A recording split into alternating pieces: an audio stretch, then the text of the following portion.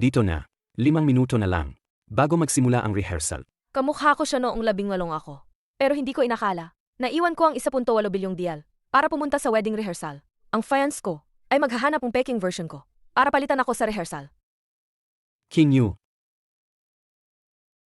Ano ba ang itsura mo? Noong 18 ka pa.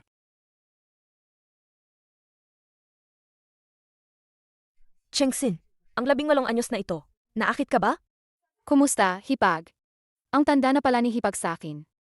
Kaya, lakasan ko na ang loob ko. Tawagin kang Ete. Hindi ka naman siguro magagalit, Ete. Nasuot ko ang custom-made mong wedding gown, di ba? Si Chen King Yu ay abala sa maraming bagay. Wala siyang oras para personal na mag-rehearse. Kami pa nga ang dapat magpasalamat sa'yo. Suot ang wedding gown ko. Kaakbay ang fiance ko. Chengxin, paano ko siya pasasalamatan? Ete, huwag kang magkamali. Ako si Zhao Ruyan, ang bagong intern sa design department ni Boss Cheng. Zhao Ruyan. Sa tingin ko, masyadong abala si Ete. At hindi dapat sayangin ang oras niya sa maliliit na bagay tulad ng wedding rehearsal. Kaya, nag-volunteer ako na mag-rehearse para kay Ete. Ito ang unang beses na pinayagan ni Chengxin ang ibang babae na maging basto sa harap ko. Mahal ako ni Chengxin. Mahal niya ako hanggang sa punto na kaya niyang saluhin ang saksak para sa akin. Sino ka ba? Chen King Yu, hinarangan mo ang daan ng wantong group. Deserve mong mamatay. Chengxin. 3 beses. Noon, nasaksak ang 3 beses para iligtas ako. Nangako ako kahit anong mali mo. 3 beses kitang patatawarin ng walang kondisyon. Ngayon, ito ang unang beses. Si Ruyan ay may mabuting puso. Nag-absent pa siya. Para lang mag-practice para sa'yo. Pero, hindi rin ibig sabihin na may makakaapak sa akin. Nagkamali ng kinalaban si Zhao Ruyan. Ang maruming wedding gown. Ayoko na. King Yu. Anong ginagawa mo? Anong ginagawa ko? Chengxin, sa tingin mo ba ay ganoon ako kabait? Arhayaan ng isang ahas na isuot ang custom-made wedding gown ko at mag-practice ng kasal kasama ang fiance ko? King Yu. Sa tingin ko lang ay mahalaga ang oras mo. Ang maliit na bagay na wedding rehearsal ay hindi dapat sayangin ang oras mo. At ako ang nagpatawag sa kanya. Hindi mo kailangang gawin ito sa isang 18 taong gulang na babae. Kasalanan ko lahat. Hindi ko alam na ganoon kahalaga ang wedding gown kay Ete.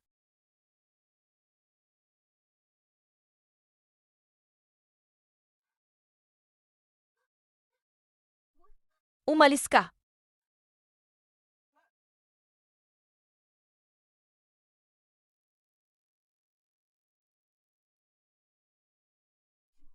Punta tayo sa wedding gown auction. King Yu. Kilala kitang mapagbigay. Si Ruyan, isa lang siyang 18 anyos na dalagita. Hindi mo na kailangang pahirapan pa siya. Nag-aalala ka sa kanya. King Yu.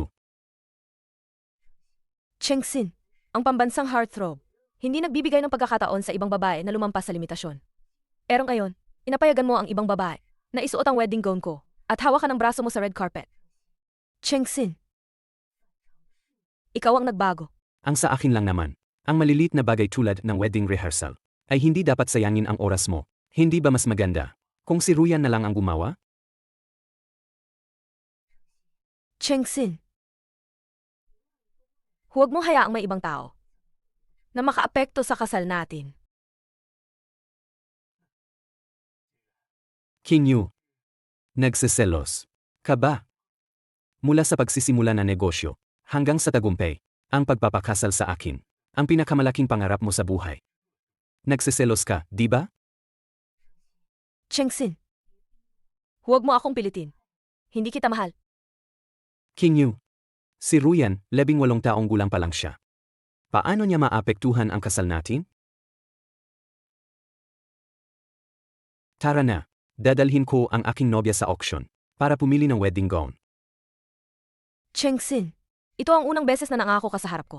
Maniniwala ako sa'yo sa isang pagkakataon. Boss Chen, mahal na mahal ka talaga ni Boss Cheng. Nabalitaan ko, para makuha niya ang huling wedding gown para sa'yo, kinansela niya lahat ng schedule niya. Nagbantay siya sa baba buong araw. Bakit hindi pa rin nagsisimula? Nga. Item hash 101. Diamond wedding gown. Bakit ka nandito? Nasuot ko ang wedding gown ni Ete. At nagalit si Ete. Gusto kong pumunta sa auction para makita kung anong itsura ng wedding gown. Gusto kong gumawang isa para kay Ate bilang kapalit.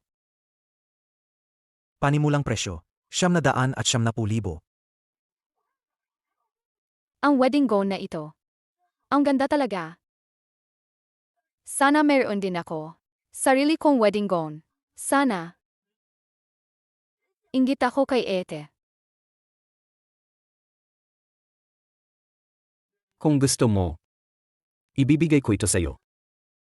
Hindi naman siguro tama. Kapag nalaman ni Ete, magagalit na naman kaya siya sa akin? Ito na lang para sa kanina. Bilang paumanhin ko sa'yo. 3,000,000, 3 beses.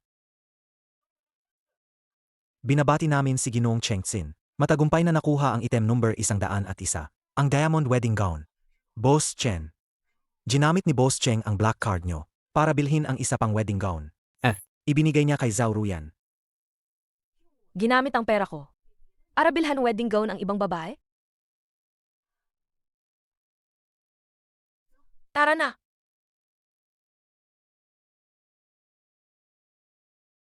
Ang kakaiba, bukod kay Boss Chen. Siya ang unang babaeng nakita. Sa tabi ni Boss Cheng, sino yung babaeng yan? Hindi ba'y kakasal si Boss Cheng kay Boss Chen? Hindi papayag si Boss Chen sa ganyan. Salamat sa papuri ninyong lahat. Dito, taos puso akong nagpapasalamat. Sa aking boss, sa ibinigay niyang wedding gown.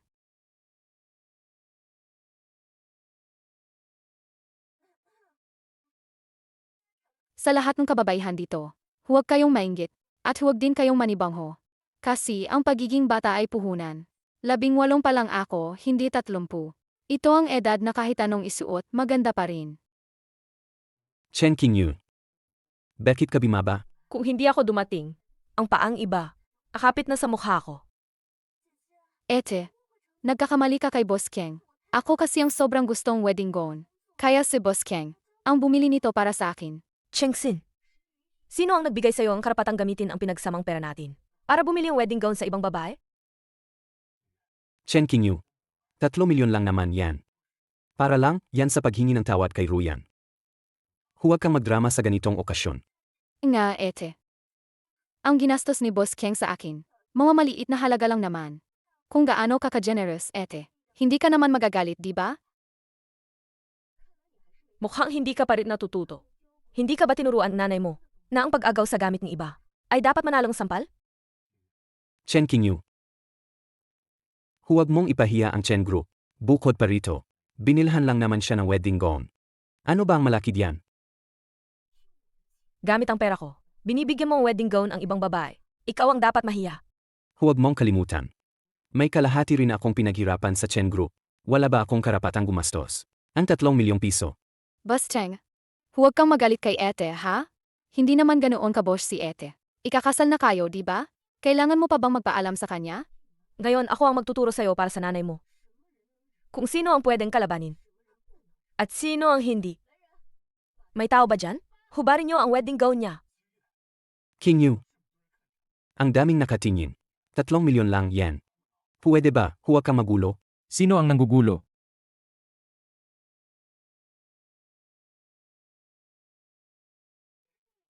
Sino ang nagsabing nanggugulo ako? Si Yang An. Ang pinakabatang stock market genius sa Wall Street. Bilyonaryo. Kapag nagustuhan niya ang isang kumpanya, sa loob ng 3 araw, siya na ang magiging may-ari. Matagal na tayong hindi nagkita. Siya yan? Bakit siya pwede? Ako hindi. Ano ang kulang ko kumpara sa kanya? Masyado ka pang bata. Hindi mo pa naintindihan ang pag-ibig. Ipadadala kita sa ibang bansa para makapag-isip-isip ka. Mula noon hanggang ngayon, naiintindihan ko. Mahal kita. Sobrang mahal na mahal kita.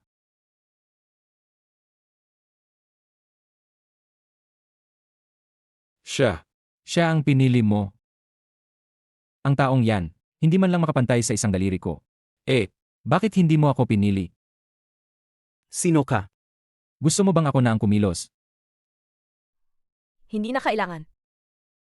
Ete, alam mo ba? Gusto ko ang ganyan mong pagiging dominante. Para kang maliit na tigre na naglalabas ng kuko. Nakakaakit halikan. Kung hindi ako nagkakamali. Ang pag-swipe ng card, ay kailangan ng pirma ko, di ba? King Yu, kailangan mo ba talagang maging ganyan? Ang taong gusto ni Boss Keng ay hindi ganoon kadominante. Ete, nagbibiro ka lang sa akin, di ba? Mali ka. Ako. Ay talagang ganoon ka-dominante. May tao ba dyan? Miss, at 3 milyong yuan, pakiswipe ng card. Ay swipe ang card. Sunugin. Sage po, Boss Chen.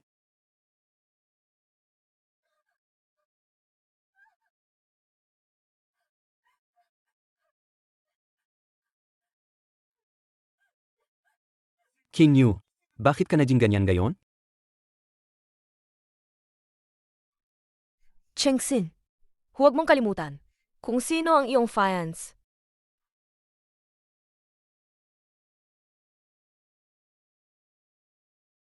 Eh, Chengxin. Dati ikaw ay walang pakialam sa iba. Pero simula nang dumating si Zhao Ruyan, alagi mo na siyang pinoprotektahan at tinutulungan sa lahat ng bagay. Nagbago ka. Hindi na kita kilala. Boss Ken, gusto mo bang tanggalin si Zhao Ruyan? Sundin ang mga patakaran ng kumpanya. Opo. Chengxin. Bibigyan kita ng huling pagkakataon. Huwag mo na akong bigyan ulit. Boss Chen, dumating si Yang An na may dalang wedding gown para pilitin kang magpakasal. Ang batang yon? Huwag mong papasukin. Boss Chen, papasukin mo na siya. Kung hindi mo siya haharapin, kaya niyang ipatawag ang lahat ng tao sa buong palapag para manood. Anong sabi mo?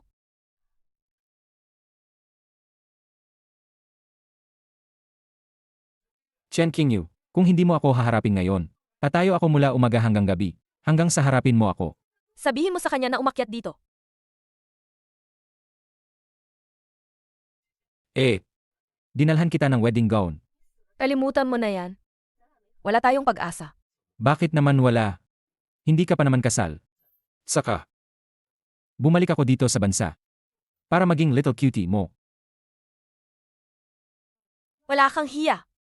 Basta makuha ko si Ed. Ano ang hiya? Kahit buhay ko, ibibigay ko. Kalimutan mo na yan. 8 taon ang agwat natin. Imposible talaga. Anong problema sa 8 taon? Hindi rin naman magkapatid si Ed at Chengxin. Bakit siya pwede, ako hindi? Ano bang kulang sa akin? Umalis ka. Masusunod, Ed.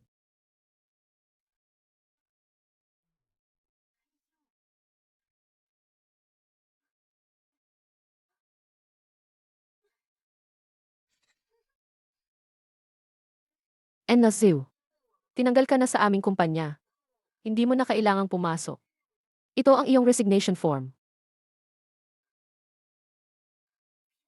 Bakit mo ako tinatanggal? 30 araw sa trabaho. 18 araw na absent. Paumanhin. Hindi ka akma sa pamantayan ng aming kumpanya. May mahalaga lang akong ginagawa kaya ako nag-leave. Saka, ang leave ko ay inaprobahan ni Boss Keng.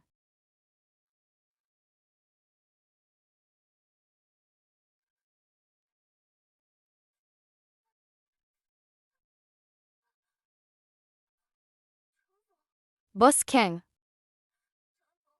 Boss Keng. Parang napagalit ko na naman si ate. Pinatalsik niya ako sa yar.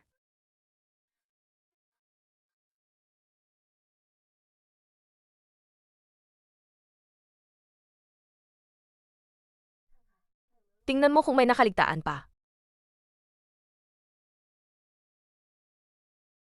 Hanggang kailan mo pahihirapan si Zhao Ruyan? Kailan ka ba masisyahan? Ano? Chen Qingyu, bakit ka naging ganyan kasama? Ano ba ang ginawa ni Ruyan? Para pag-initan mo siya ng ganyan? Bakit mo pa rin pinatalsik sa kumpanya? Ako? Pinatalsik siya sa kumpanya? Chengxin, mali ang pagkakaintindi mo sa akin. Tama na, Chen Qingyu. Lalo kang nagiging sobra. Kahit ikakasal na tayo. Pero pakinggan mo. Kung malaman kong gumagamit ka pa rin ng mga panlilinlang para saktan ang batang babaeng ito, maghihiwalay tayo.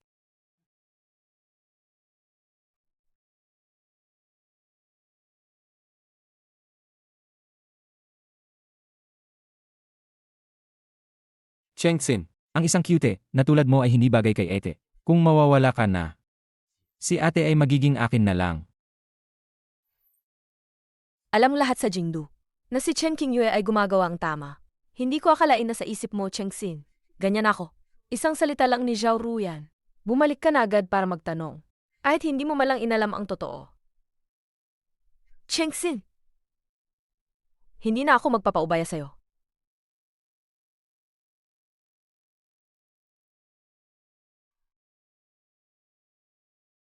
Ang singsing na to, talagang hindi bagay kay Ate. Parang may mga tao ring hindi dapat nasa tabi niya. Kaya, ako na ang magtatapon nito para kay Ate. At hahanapan kita ng mas karapat-dapat. Anong ginagawa mo rito? Nandito ako para maging lalaking bayaran mo. Kung hindi kayang bantayan ni Cheng Xin ang relasyon nyo, huwag siyang magalit kung ako ang agaw. Tama na ang drama. Ete, akin ka lang.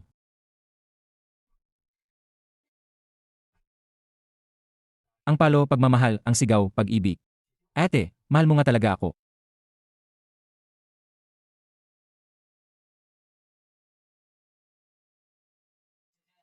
Ete, pag-isipan mo rin ako, ha? Qingyu.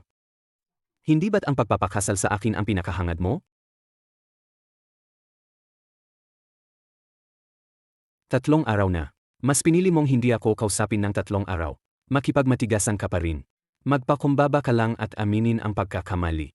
At, wag mo nang basta-basta apihin ang iba. Mahirap ba yon?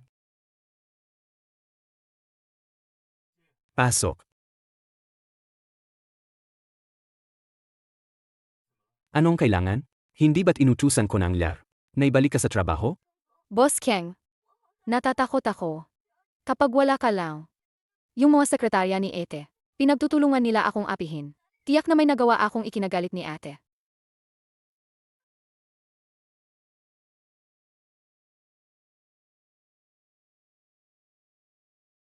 Chen Qingyu. Inutusan mo ang mga tauhan mo na mangbuli. At laging pinupuntirya si Ruyan. Kailan ka ba titigil?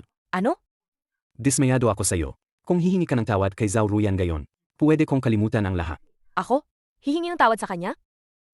Sa panaginip mo. Chen Qingyu. Lagi kang mayabang. At ayaw mong yumuko. Ayaw ni Boss Keng sa mga mapang-api. Mahal na mahal ni Ate si Boss Keng.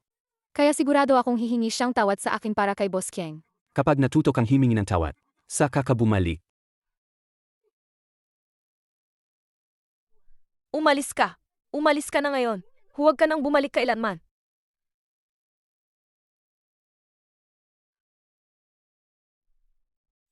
Binibini, malapit na ang kasal. Anong gagawin natin ngayong ganito?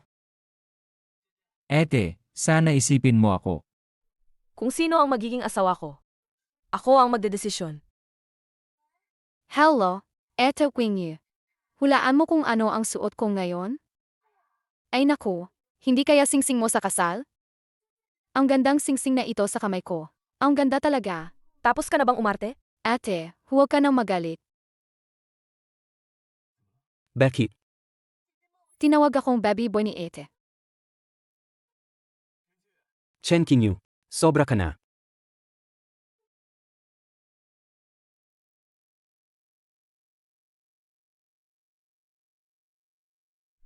Yutos mo. Reorganisasyon ng shares ng Chen Group. Tapusin ang separation plan sa loob ng 7 araw. Bukod pa rito, tanggalin si Zhao Ruyan ng Design Department, ipaalam sa AR, at maglabas ng industry-wide notice. Hindi na siya kailanman tatanggapin sa Design Department. Yaya Wang, Ma'am, ayusin mo ang mga gamit ni Cheng Xin. At ipapakop mo sa kanya. sa wakas, nakita mo na ang totoo. Hindi karapat-dapat sa'yo ang lalaking yan. Agad kong itatapon ang mga basura. Lahat sila. Siguradong hindi mo na sila makikita pa. Cheng Xin, mahal kita, pero hindi yan ang alas mo para manipulahin ako. Binigyan kita ng 3 pagkakataon. Ngayon, ako na ang ayaw sa'yo. Magpakasal agad. Yehey, Anong nangyari? Bakit ka ganyan ka-excited? Hindi ka ganyan ka-excited noon. Kahit kumita ka ng 100,000,000. may asawa na ako. Bukas, magkakasal. Sige.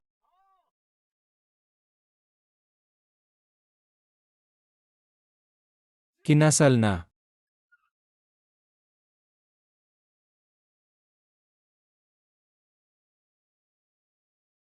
Chen Qingyu. Kasal mong gayon. Mga disenteng tao tayo. Iwasan mo ang pagiging mayabang. Huwag mo nang ipahiya ang lahat. Umalis ka. Ang cute. Nandito na lahat. Bati na bati. Ang makapagkakasal sa isang mabuting bata tulad ni King Yue, kami sa pamilya Cheng, ay talagang napakaswerte. Xiaoxin, swerte na siya simula pagkabata. Ang kasal ng pamilya Chen at pamilya Cheng. Malaking biyaya ito para sa inyong pamilya Cheng. Mula ngayon, ang mga sikat na negosyante sa Jingdu ay aasa sa inyong pamilya.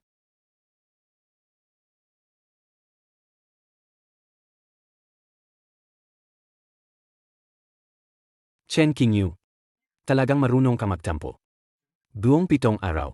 Hindi ka man lang tumawag sa akin. Cheng Xin, kalokohan. Gayon ang inyong malaking araw ng kasal. Sino ang babaeng ito? Siya si Zhao Ruyan. Sa ilang salita lang, napaniwala niya ang anak mo na kalabanin ako. Suot ang wedding gown ko. Suot ang singsing ko. Kailangan ko pang gastusin ang pera ko. At kailangan ko pang humingi ng tawad para lang pakasalan ako? Kahit pa ang fiancé ni Cheng Xin, ay si Chen Qingyu, nakasama niyang nagtayo ng negosyo at lumaban? Kasi, mahirap talikuran ang ganda. Kapag yumaman ang isang lalaki, ilan ba ang nananatiling tapat? Kahit si Cheng Xin, ang national husband hindi exempted. Qingyu. Nandito na ako. Ano pa ba ang gusto mo? Nagsusumbong ka pa sa harap ni na mama at papa. Ano na naman ang pakulo mo? Chengxin. May mukha ka pa bang sigawan si King Yu? Gayon, dinala mo ang babaeng ito para magpakasal. Akala mo ba bulag kami? Kasalan natin gayon. Qingyu. Pinapayuhan kitang huwag kang gumawa ng gulo. Sino? Ang nagsabing ikaw ang groom? Ano? Hindi si Cheng Xin ang groom? Anong nangyayari? Anong sabi mo? Hindi ikaw ang groom? Anak, huwag kang mag-asal bata. Hindi biro ang kasal. O manhin, tita. Tama na.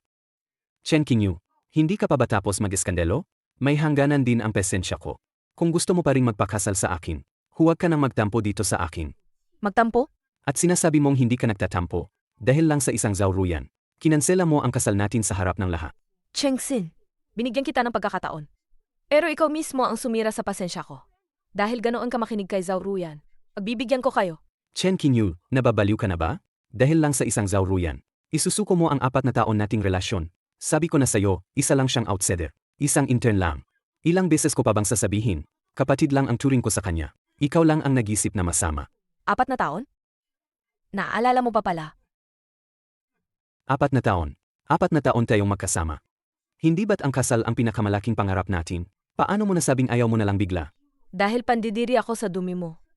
Sabi mo outsider siya, pero hinayaan mong ang isang outsider. Suotin ang custom-made kong wedding gown. Lakarin ang red carpet ko. At kunin pa ang pera ko. Binili mo siyang wedding dress para lang siya pasayahin? Ngayon, sa wedding pa natin, dala-dala mo pa rin siya. Cheng Xin, ang ginagawa mo, ibig sabihin ako na ang dapat umalis, di ba? Qingyu, mali ako. Mali na ako, Saji na. Papaalisin ko na siya. Hindi na ako lalapit sa kanya, Saji na. Ayos na yan, anak. Kasalanan ni Chengxin to. Si Chengxin ang mali. Pagkatapos ng wedding, papa-apologize ko si Chengxin ng maayos sa'yo. Mag-asawa kayo ngayon. Nakasuot ka na nga ng wedding dress. Nandito na rin ang lahat. Huwag na tayong magtampo. Si Jenna. Kuya Keng Lin, ang dami niyang pagmamahal sa'yo, ete. Bibitaw pa siya sa'yo? Gusto lang niyang sa araw wedding ay magpalitan ng issue. Kung susuko ka, haharapin ka niya habang buhay. Ete, ayaw mo naman siguro na ang anak mo ay pagdurusahan isang babae habang buhay, di ba? Ang babaeng to, pampagulo talaga. Nagulo na ang lahat dahil sa kanya. Tapos nagapalala pa siya. Tama yan. Qingyu. Tama si Zhao Ruyan. Hindi ba't ang pinakamalaking pangarap mo ay pakasalan ako? Paano mo naman natis na kanselahin ang kasal? Tama, King Yu, anak. Kung gusto mong kontrolin si Chengxin, hindi rito sa lugar na to ngayon. Ete, huwag ka nang mag-eskandalo. Tumigil ka na. Sa huli, malalantad ang kasinungalingan mo, at hindi mo na yan maayos. Ako, para rin yan sa ikabubuti mo. Sino pa ba ang makakatagal sa isang tigres kundi ako? Kung gusto mo pa rin magpakasal sa akin, gayon. Humingi ka ng tawad sa akin.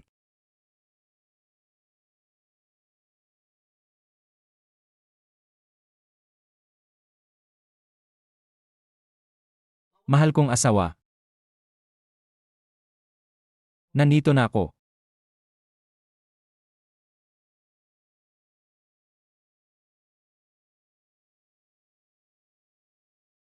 Chen Qingyu.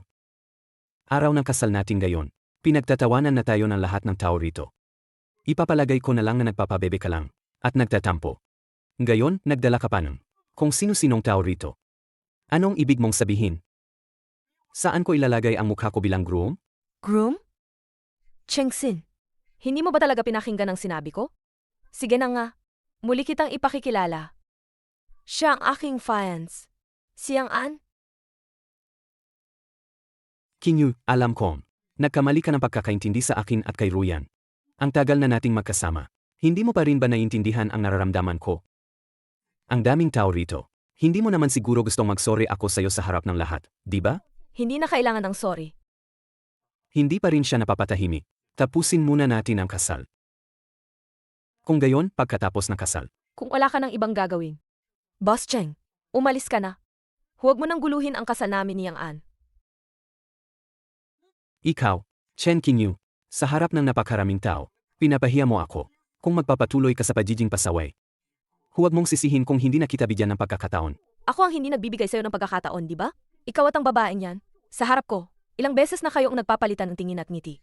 Hindi ba't sinabi ko na sa'yo? May limitasyon ang pasensya ko? Chen Qingyu, hindi ba't ipinaliwanag ko na sa'yo? Na lahat ng bagay ay gawa-gawa lang ng isip mo? Bakit mo pa binabalikan ang nakaraan? May mga bagay na hindi basta-basta nalilimutan. Kung ito ba ay isang pagkakamali, alam mo sa sarili mo ang totoo. Nung una kitang pinatawad, handa na akong iwan ka. Ngayon umalis ka na. Huwag mong guluhin ang kasal namin na asawa ko. Chen Qingyu, bakit ka ba laging mayabang? Wala naman talaga kami ni Zhao Ruyan. Bakit mo ba siya pinahihirapan? At nakikipagkompetensya sa kanya? Ete, palagang nagkakamali ka. Wala talaga kaming anumang relasyon ni Boss Keng. Gusto ko siya, hinahangaan ko siya, inaalagaan niya ako na parang kuya. Pero kami, palagang malinis ang intensyon namin. Bakit ka pa nakikipag-usat sa kanila? Kasal natin to, isang masayang okasyon. Ayoko na, kung sino-sinong gumugulo. Gusto kong makita ang lahat, na bumabati at nagbibigay ng pagpapala sa'yo. Hindi ang makinig sa kung ano-anong ingay. Wala akong pakialam kung malinis ang intensyon niyo o hindi. Pagkatapos ng kasal na ito, wala na tayong koneksyon. Ngayon, umalis na kayo. Ano ba talaga ang nangyayari? Sino ba ang babaeng yan? Paano mo nagawang galitin ng ganoon si King Yu? Tay, Nay, pakinggan niyo muna ako. Anong ipapaliwanag mo pa? Ang mukha namin ng nanay mo. Sinira mo na.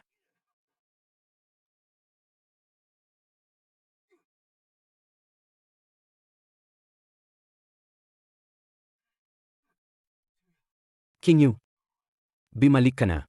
Akala ko hindi na kita makikita uli. Ito ba? Bumalik ako para kunin ang gamit ko. Ang bahay na ito, naasikaso ko na. Kung wala ka nang gagawin, mag-ayos ka na rin ng gamit mo.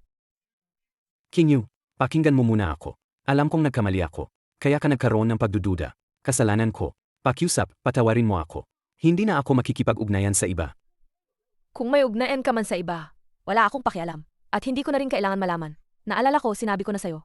Wala na tayong anumang ugnayan. Boss Cheng, respetuhin mo ang sarili mo. King Yu, ikaw ang pinakamamahal kong babae. Matagal ko ng pinlano, na makasama ka habang buhay. Ikaw lang ang nasa puso ko. Binigyan kita ng 3 pagkakataon. Ikaw ang sumira. Sa lahat ng tiwala at pasensya ko. Ngayon, sasabihin mo yan? Hindi ka ba natawa sa sarili mo? Chen King Yu, hindi ko kailanman naisip na iwan ka. Pakiusap, bigyan mo ako ng huling pagkakataon. Ano man ang kondisyon. Susundin ko. Ete. Buti bumalik ka. Ang galing. Marami nang nainom si Kuya Kengsen ngayon. Natatakot ako na ako lang ang mag-alaga sa kanya. King Yu, hindi ganyan. Nalungkot ako. Pagkaalis mo kanina, sobrang dami kong nainom. Paano ko naman gagawin yan? Sabi mo kanina. Ano man ang kondisyon? Susundin mo. Patawarin mo lang ako. Ano man ang kondisyon, susundin ko. Kung gayon, isa lang ang kondisyon ko. At iyon ay, pakasalan mo siya.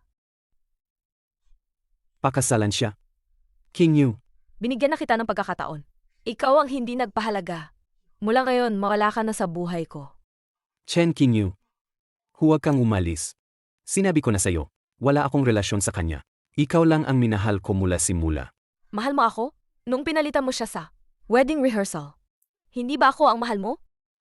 Nung ginamit mo ang pera ko para bilhan siyang damit at pasayahin siya, hindi ba ako ang mahal mo? Ngayon, pinapunta mo siya sa bahay para alagaan ka habang lasing ka. Chengxin, sabi mo mahal mo ako. Ang bibig mo, ang mura naman. Ete. Talagang mali ang pagkakaintindi mo kay Kuya Aisin. Araw-gabi akong kasama niya. Ang pagmamahal niya sa'yo, naramdaman ko. Para sa'yo, tingnan mo kung anong nangyari sa kanya. Tapos sinisiraan mo pa siyang ganyan. Anong klaseng tao yan? Ang samang puso. Walang awa. Kuya, huwag ka nang malungkot. Ang isang tulad ni Ete, hindi karapat-dapat sa'yo. Umalis ka.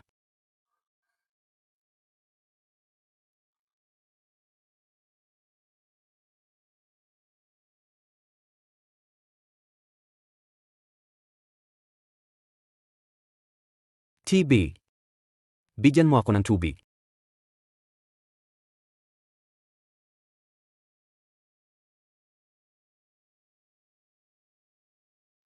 Huwag mo akong iwan.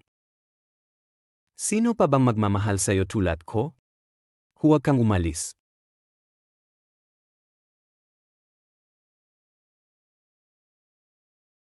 Sabi mo, ang gulo-gulo niya. Para lang naman makuha ang pagmamahal mo sa kanya? Dahil mayaman siya. Kaya siya nagpapakaarte. Nakakatawa. Saan siya makakaintindi sa'yo tulad ko? At malaga sa'yo? Kailanman, hindi kanya pinapayagan na kunin ang gusto mo? Bakit? Ayaw mo na ngayon? Takot ka ba na mawala siya ulit? King Yu. Sa kasal, ang lakas ng gulo mo. Nagpapaka-prinsesa. Tapos babalik-balik pa rin sa akin.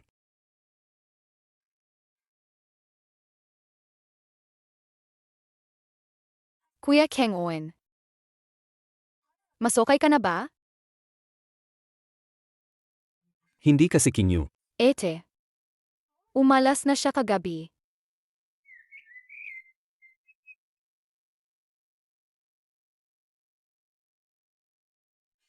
Chen King Yu. Sandali lang, hintayin mo muna ako. May regalo ako para sa'yo.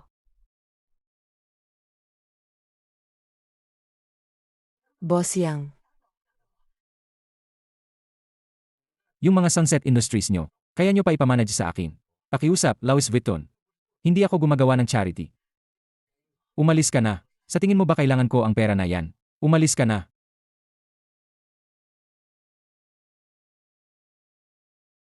Anong gagawin ko? Kung hindi tutulong ang malaking investor na yan, malulugi ang kumpanya ko. Tingnan nyo. Kaya pala si Chen Qingyu. Napalaki niya ang grupo. Dahil pala kumapit siya sa stock market genius. Nagpapanggap na inosenteng dalaga. Kaya pala may nagsasabi na ang kasal niya. Nagkagulo. Malamang nahuli siya ng kanyang client. Nahuli. Ay expose siya. Kuya Asen. Huwag ka nang uminom ng alak. Kumain kang prutas. Baka masira ang tiyan mo.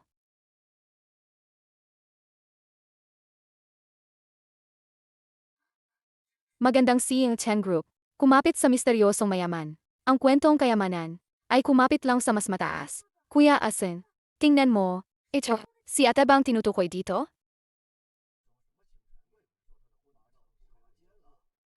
Kuya Asen, akala ko, matagal nang nakahanap si ate ang kapalit. Niloloko ka lang niya. Manahimik ka. Paano ba nabuo ang Chen Group? Mas alam ko pa sa'yo. Walang mayaman na ganoon. Pupuntahan ko siya. Ang proyektong ito, kulang na sa oras. Bilisan nyo. Sige po. Kung may sasabihin ka, sabihin mo na. Wala akong oras para sayangin sa'yo. Ang pag-atake sa reputasyon ng kumpanya. Alam mo na siguro ang gagawin. Ang lahat ng bagay sa grupong ito. Ang mga bakas ng pinagsamahan nating pagtatrabaho. Naalala ko pa ng malinaw. Alam ko, ikaw ang biktima. Akay ba na hindi ka pa? Nagdagdag ang problema sa akin sa panahong ito. Ano? Gusto mo bang magpasalamat ako sa'yo? Boss Cheng, respetuhin mo ang sarili mo. Alam ko. Sa tuwing nahaharap ka sa mga tsismis na ganito, nahihirapan ka ng sobra. King Yu, bakit hindi mo nalang aminin ang pagkakamali mo? Bakit ka ba ganyan katigas ang ulo, at walang sawang nagagalit sa akin? Kung wala ka nang sasabihin, kailangan ko nang magtrabaho. King Yu. Alam ko. Hindi ka pa rin humuhupa ang galit. Pero ang bagay na ito sa'yo, para sa grupo, magdudulot ito ng napakasamang epekto. Kung handa kang yumuko, at bumalik sa akin, magtulungan tayo, at pabulaanan ang lahat ng sismis.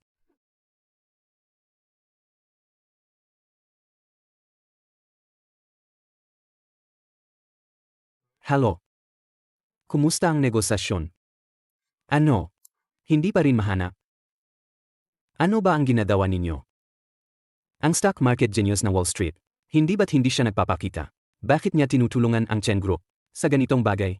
Sej. Naiintindihan ko.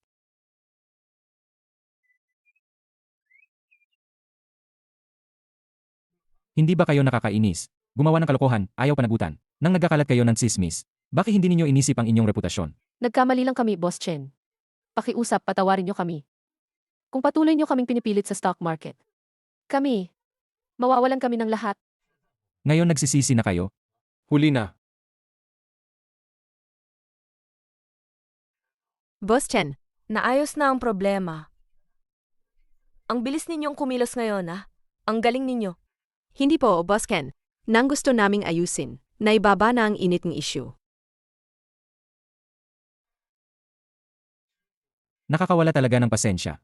Nangangahas pa magkalat ng chismis. Pero kakot naman managot, talagang kinalalaki ang mga to. Hindi na sila bata. Pero ang hilaw pa rin ng ugali. Ang galing naman ng diskarte. Nagpapakita pa ng lalaking bayaran para tumulong. Hindi ka ba natatakong mahuli? Mawawalan kayo ng lahat. Ano ba ang problema sa amin? Wala naman itong kinalaman sa'yo. At isa pa, hindi siya lalaking bayaran. Yang anong pangalan niya?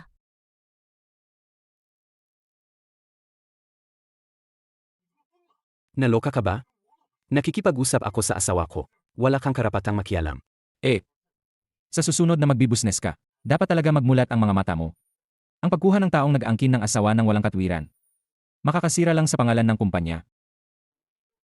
Ikaw, nasa mismong araw ng kasal, itinapon ni ate na parang basura. Paano mo nagawang bigkasin ang salitang asawa? Ano ba ang pakialam mo? Kahit natira ko pa, hindi mo pa rin pwedeng kunin. King Yu, sinampal mo ako dahil sa lalaking bayaran na to. Bakit hindi? Ikaw ang nagbitiw sa lahat. Hindi marunong maghahalaga. Sinabi na ni huwag ka nang manggulo. Kung hindi ka nakikinig, sino ang sisisihin? Manahimik ka. Kapag nangulit ka pa, hindi mo na magagamit ang braso mo. Ikaw, ang kit-kit mo. Chengxin, tama na. Sino ba talaga ang nanggugulo? Hindi ako. Alam kong mahal mo ako. At hindi mo ako kayang iwan. Gusto ko lang na yumuko ka at umamin ng pagkakamali. Hindi ko naman naisip na hiwalayan ka. Ako ang amin ng pagkakamali? Chengxin, hindi ka ba nagmumukhang katawa-tawa? At walang hiya? Wala na talaga tayong pag-uusapan. Sa pagitan natin, wala nang anumang relasyon. Sej. Kahit wala ng pagmamahalan sa pagitan natin. Hindi mo naman kailangan. Kahit pa mawalang kwentang tao. Mas magaling pa sa'yo. Huling beses ko nang sasabihin sa'yo, huwag mo na akong guluhin kailanman. Ngayon, umalis ka na. Sej. Anuman ang balak mong gawin.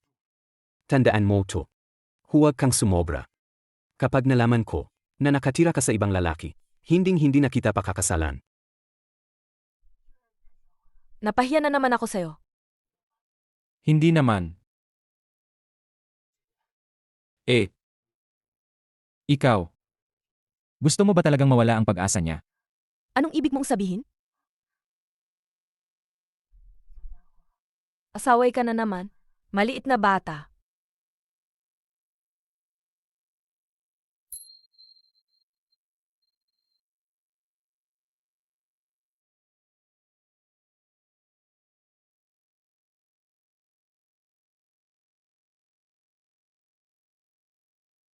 Happy birthday sa'yo. Maliit na bata. Happy birthday sa'yo. Sa wakas, lumaki ka na.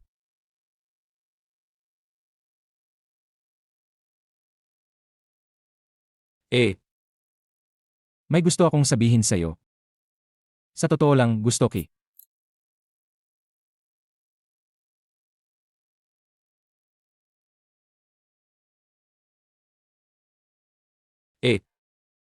Medyo naging emosyonal lang ako kanina. Hindi naman talaga ako ganoong tao. Ayos lang. Kung anong klaseng tao ka, alam ko sa puso ko.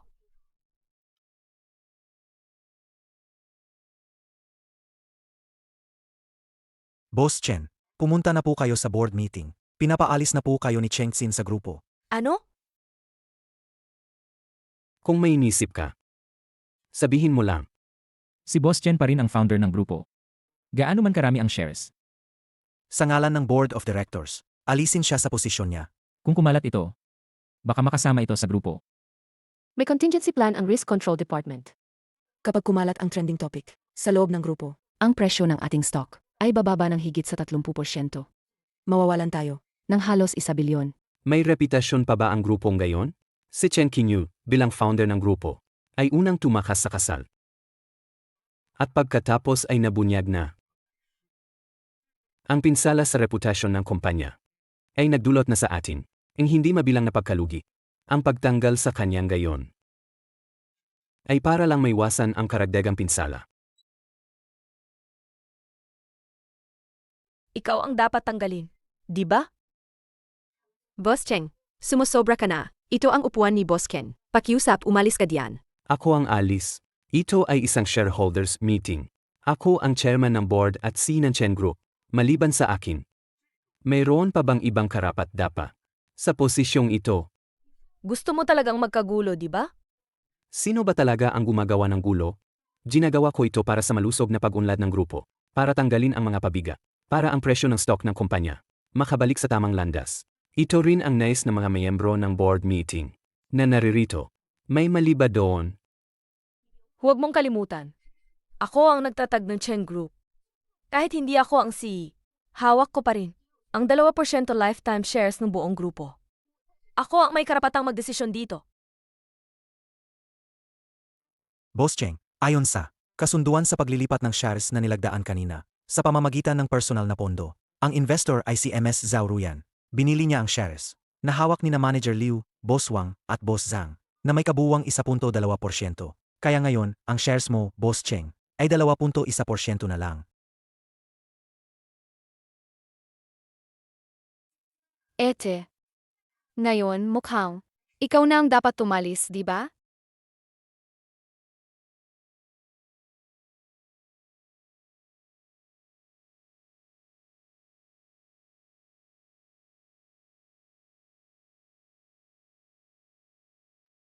Boss Yang, tama nga ang hula mo.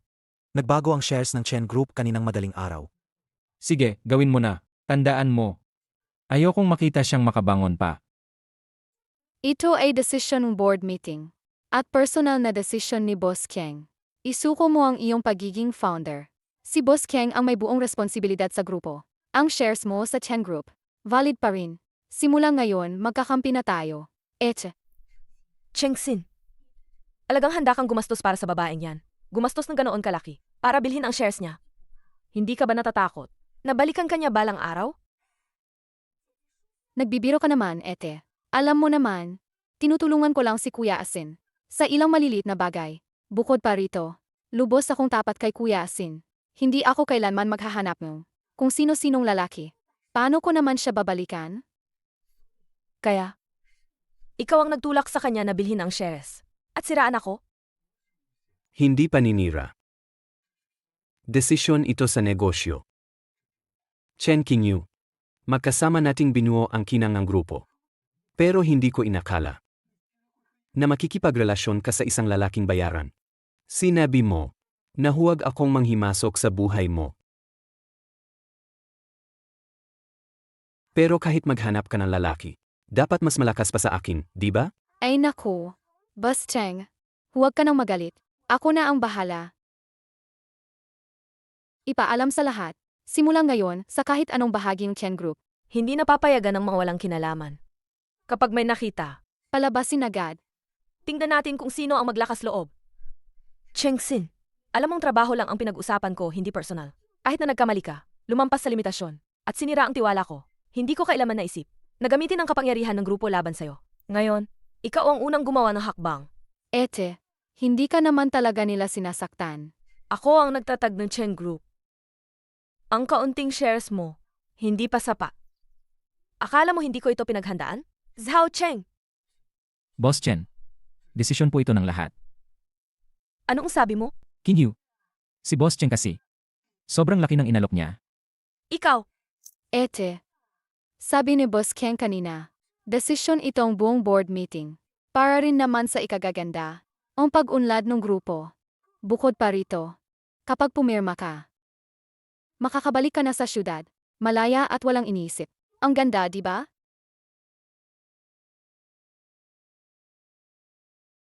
Sinabi ko na, huwag kang mag-isip na may kung sinong pusa o aso ang magliligtas sa'yo. Wala silang magagawa kundi sirain ang reputasyon mo. Wala nang iba. Akala mo ba, sa paghahanap ng kung sinong lalaking bayaran, magagalit ako? Ang dami mong drama. Hindi ba para lang pabalikin mo ako? Permahan mo tumamaya. Ang mga bagay sa grupo, hindi mo na kailangang alalahanin. Magiging mayos tayo. Sa bahay, magiging mabuting asawa at ina ka na lang. Ang dali, di ba? Chengxin. Bakit ka ganyan ka-confident? Akala mo ba makakasama pa rin kita? Isang taong kasing walang hiya mo? Kung hindi, ano sa tingin mo? Ano man ang sabihin mo, ikinasal na tayo. Maliban sa akin, sino pa ang kukuha sa'yo? Hindi mo naman siguro talaga inisip na ang lalaking bayaran na yan, pakakasalan ang isang babaeng kasal na, di ba? Naman, gusto ko. Ete, huwag kang matakot. Nandito ako. Hindi ba't sinabi ko na kanina? Sa kahit anong bahagi ng Chen Group, hindi pinapayagan ang kung sino-sino lang. Bingi ba kayo? Tigilan mo yan. Chengxin, huwag kang sumobra. Sino ba ang sumusobra, ikaw o ako? Sa mismong kasal, pinahiya mo ako ng ganoon. Sobrang matisin na ako sa'yo. Ang mga sinabi mo, ibabalik ko sa'yo ngayon. Ang presensya ko, may hangganan din. Huwag ka nang magulo pa. Ito ang ibibigay ko sa'yo, ang huling pagkakataon. Dapat isipin mo muna ang sitwasyon mo.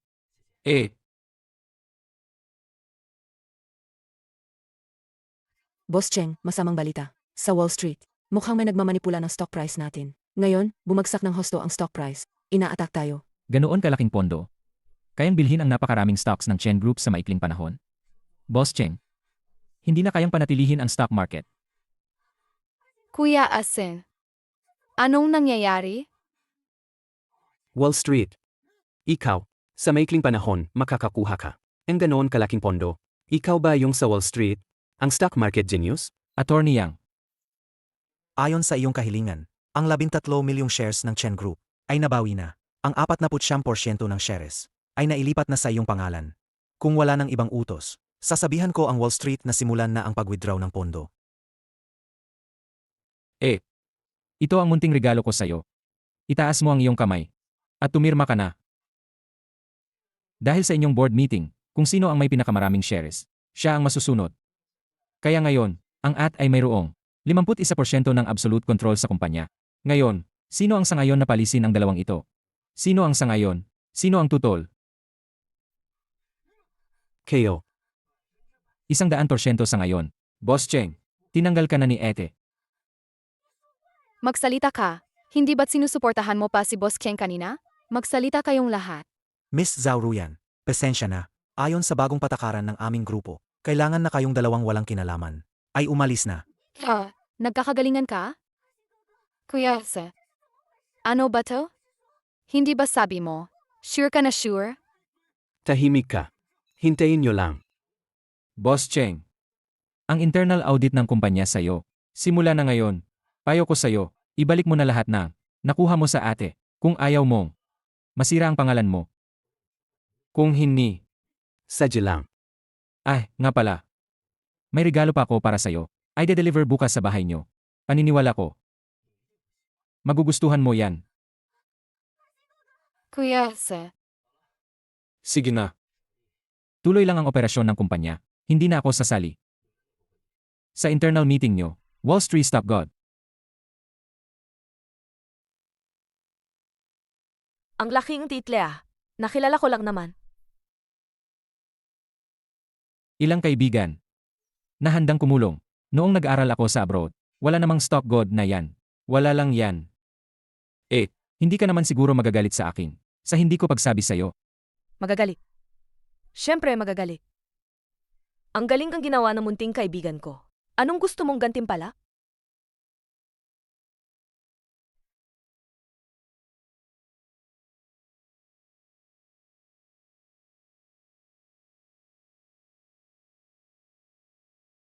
MR Cheng, ang aming boss, ay personal na naghanda ng regalo para sa'yo. Inutusan niya akong personal na ibigay ito sa'yo.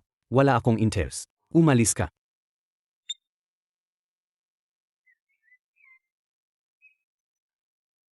Dapat akong mamatay. Hindi ko talaga alam na ang gamot na yon ay para kay MR Cheng. Patawarin mo ako.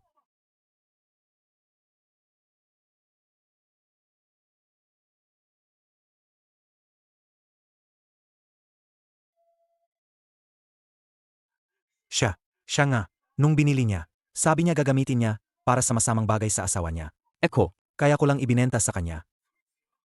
MR Cheng, dinala na namin ang regalo.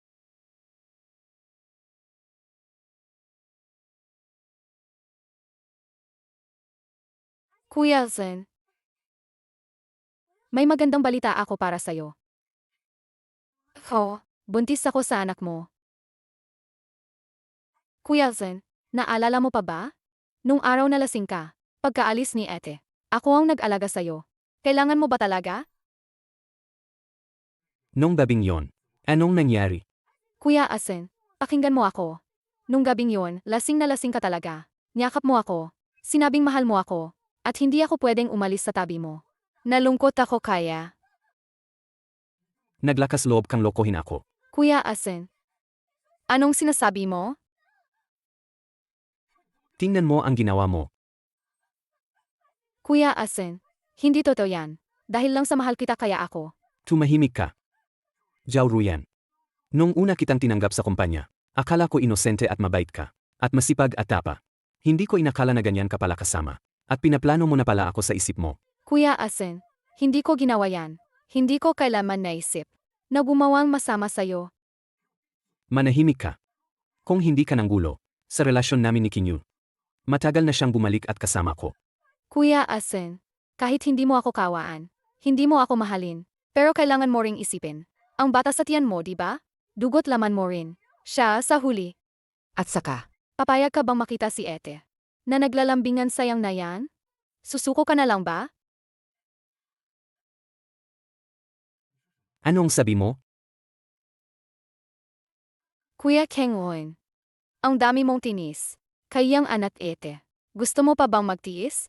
Bukod pa riyan, ibibigay mo na lang si Ate sa iba. Talaga bang ayos lang sa'yo? Problema ko yon.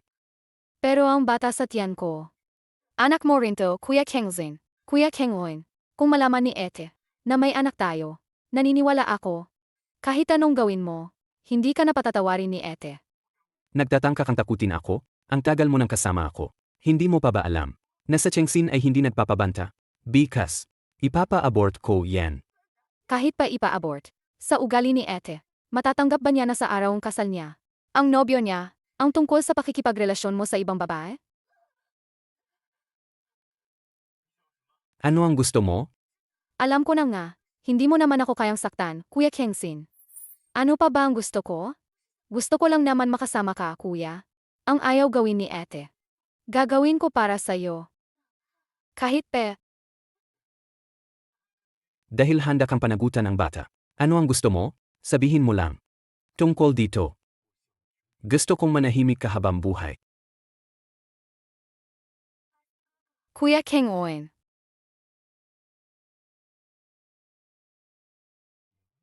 Yang An. hindi mo inakala, no? Yung nakita mo, Wall Street Stock Market Genius. Sa totoo lang, anak lang pala siyang isang katulong. Impossible. Saan mo nakuha ang litratong yan?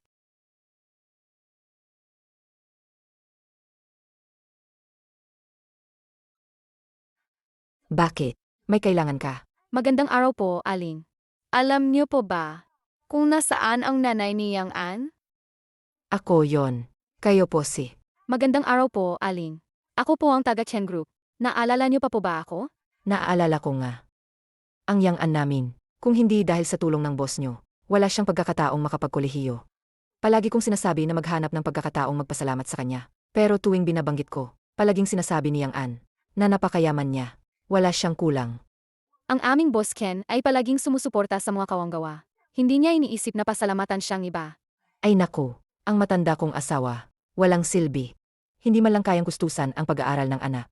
Noon, nang pumayag si Boss Chen na tulungan siya, sinabi ko na sa kanya, kahit anong mangyari, kahit pa, maging alipin kami, ay dapat magpasalamat sa kanyang kabutihan. Tita, alam niyo ba? Ang anak niyo ngayon ay nakahanap ng mas magandang kapalaran. Huwag niyo nang tingnan si Boss Keng, na matagal nang kasama si Eta Kingye. Pero ngayon, nang dumating si Yangan, agad-agad si Eta Kingye ay yumakap sa anak niyo. Ano? Tita, alam niyo ba? Huwag niyo nang tingnan si Boss Keng. Nakipag-ugnayan sa aming Eta Chen Kingye sa loob ng maraming taon. Ang anak mo ngayon walang kahihiyan. Nakikisawsaw bilang isang lalaking bayaran. Hindi maganda ang epekto. Ang suwail na anak na ito, ang reputasyon ng aming pamilya, nawala na lahat. Isang bata mula sa probinsya na hindi man lang makapagbayad ng tuition. Bata sa probinsya.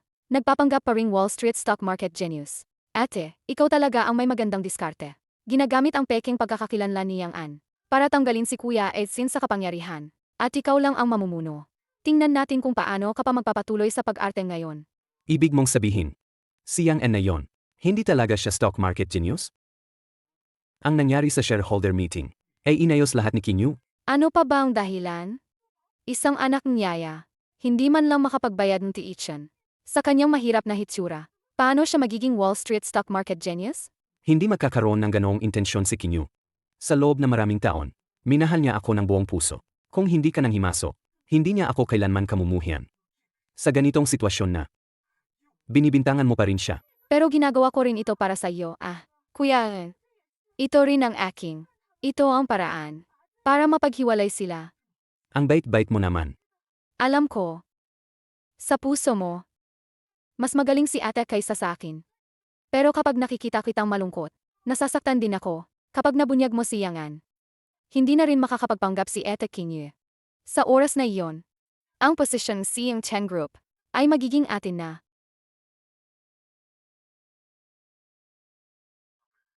Madam, Kinontak na namin ang lahat, pero hindi pa rin namin mahanap si Boss Yang. gumawa ng kahihiyan, tapos nagtatago pa. Ihanda mo agad ang sasakyan ko. Pupunta ako sa Chen Group AQ para hanapin siya. Sage po.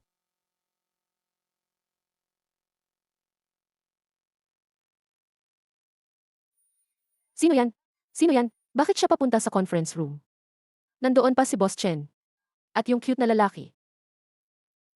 Para kunin ang anak niya at parusahan. Sabi ng security, may relasyon daw siya sa cute na lalaki ng kumpanya. Grebe. Totoo ba yan?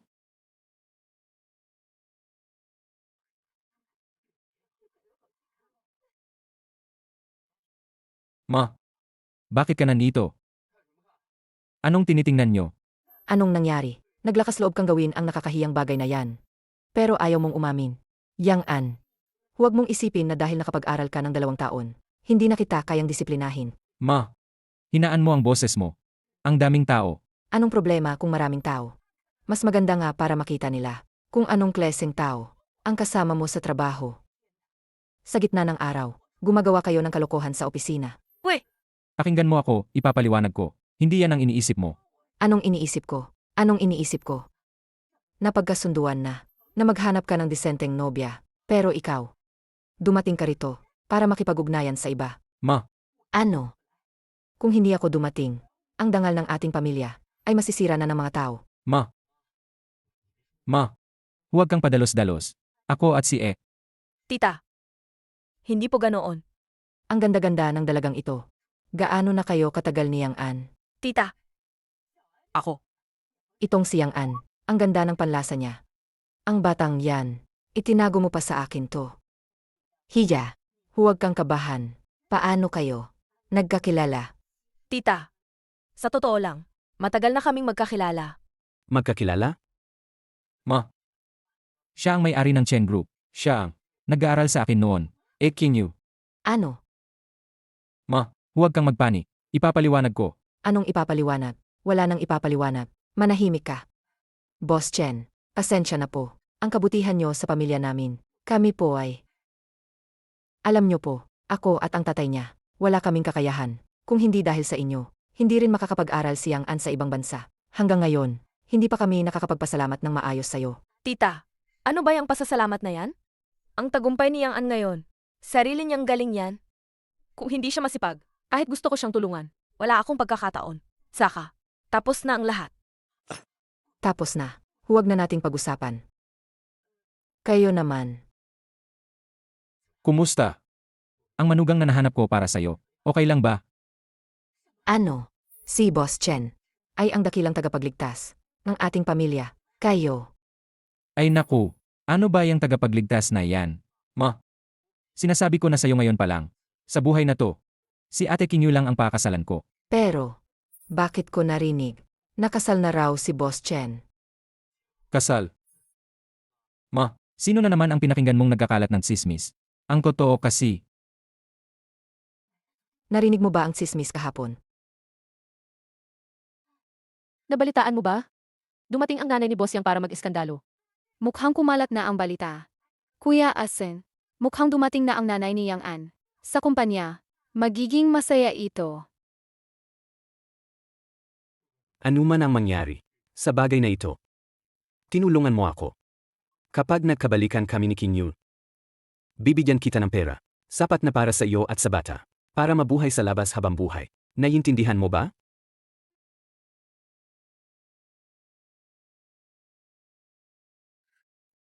May mukha ka pa para sabihin sa akin na ang ganitong klaseng lalaking bayaran ay karapat-dapat din. Kinyu, kahit na makakasama ito sa reputasyon mo, para lang makabalik ka sa akin, wala na akong ibang paraan. Ang daming tao rito ah. Kinyu, Makhang, huli na ako. Chengxin, bakit ka na naman nandito? Siya ba si Jinang Yang? Kumusta po? Ako po si Chengxin, ang C ng Chen Group. Pasensya na po. Dahil sa pagitan namin, isang maliit na gulo lang ito. Pero kailangan ka pa naming abalahin. Ikaw yung... Tama. Si Chen Kinyu, sa loob ng maraming taon, kasama ko siya. Ikakasal na nga kami. Pero hindi ko alam kung bakit. Ang anak mo ay naloko. At gusto akong saktan. Tita, sana kausapin mo siya. Kasi, hindi magandang tingnan na may ibang nagsusuot ng sapatos na ginamit ko na. Hindi magandang tingnan. Sino ang sinasabi mo? Bakit ka pa nagkukunwari? Sasabihin ko sa iyo ang totoo. Si Kinyu at ako, matagal na kaming nagsasama. Hindi kami naghihiwalay araw-araw. Hindi ko na mabilang kung ilang bises na kaming nagkasama. Maliban sa pagsunod sa akin, sino pa ang gugustuhin ka? Bakit? Natamaan ko ba? Kabisado ko pa nga kung ilang nunal mayroon ka. Kabisado ko lahat. Maliban sa mga little kitty na tulad nila, na gustong yumaman agad sa pagiging kabit na mayaman. Sino pa ang kukuha sa'yo, little kitty? nasabi ko na ba sa'yo, kung muli mong babastusin ang ate ko, gagawin kong impyerno ang buhay mo. Bakit? Natamaan ka ba sa sinabi ni Kuya Kengsin? Gusto mo pa ring magkunwaring Wall Street stock market genius? Yang An, naimbestigahan ko na ang pagkatao mo. Anak mong katulong. Gumagawang ganyang kahiyahiyang bagay. Hindi ka ba natatakot na pagsismisan kang mga tao? Ikaw, An, manahimik ka. huwag kang makinig sa mga pinagsasabi niya. Sabi ko manahimik ka. Si tita talaga ang nakakaintindi. Ang tao ay may dignidad. Ang mga magulang mo, ibinaba ang sarili nila para lang mapag-aral ka bilang katulong. Hindi para maging tamad ka dito. Higit sa lahat, makipagdate sa isang babae na pwede nang maging nanay mo. Makipagdate? Hindi ka ba natatakot na ikamatayang nanay mo sa galit? Di ba, tita? Tita? Tama. Ganyang kahiyahiyang bagay, hindi namin magagawa sa pamilya Yang. Ma, ano ba ang sinasabi mo? Hindi ba nasabi ko na sa'yo dati? Sa buhay na ito, si Ate Chen Kinyu lang ang pakasalan ko. Ang bagay na ito, ipagpaliban na lang muna natin. Sa susunod na lang. Ako. Sinabi ko na, Chen Kinyu, anuman ang paraan. Walang ibang karapat dapat sa'yo kundi ako. Kung ganoon, may mga tao ba? Pakiusap, paalisin muna ang mga tiya. Teka lang. Xiaoan, bakit ang tagal mo? Pinabayaan mong mag-isa si Chen Kinyu. Hindi lang may utang na loob si Chen Kinyu sa'yo, may pagmamahal din. Wala akong pakialam kung ano siya dati. Kami, ang pamilya Yang, ay hindi kailanman papayag sa ganitong uri ng walang utang na loob na kahihiyan. Sasabihin ko sa'yo ngayon, sa buhay na ito, kung mga haskang saktan si Chen Kinyu, kahit mamatay ako, hindi ako mapapanatag. Kya, Chen Kinyu, hindi ko talaga inakala na ikaw, isang kagalang-galang na C ng kumpanya, ay may Ganito karaming pasakit sa puso mo. Ipinaliwanag na sa akin ni Xiao An. Gusto ko lang sabihin sa'yo. Lahat ay nakakaranas ng ilang mga kite na bata. At mga kite na bata. Ang manugang na ito, kinikilala ko na. Kung si Xiao An sa hinahara, kung may naglakas loob na saktan ka ng ganoon. Sabihin mo sa akin. Ako at ang tatay niya. Hinding-hindi namin siya mapapatawad habang buhay. Ma, anong sinasabi mo? Ang pagmamahal ko kay ate. Alam niya yan. Tita, hindi ba ako nagkakamali? Pinapayagan mo ang anak mo. Napakasalan ng isang babaeng kasal na? Ang katulong ay katulong pa rin. Para sa pera, palagang gagawin ang lahat. Ikaw, naglakas loob kang saktan ako? Ano mo masama kung saktan kita? Hindi lang nanggugulo sa relasyon ng iba. Kundi nagpapanggapang pogi na bayaran. Hindi naman kagandahan, pero ang sama ng ugali, sinaktan mo si King Yui ng ganyan. Ko, Anong ginagawa mo? Hindi mo ba tinitingnan kung anong lugar to? Hindi mo karapatang mag-eskandalo dito, isa ka lang katulong. Katulong.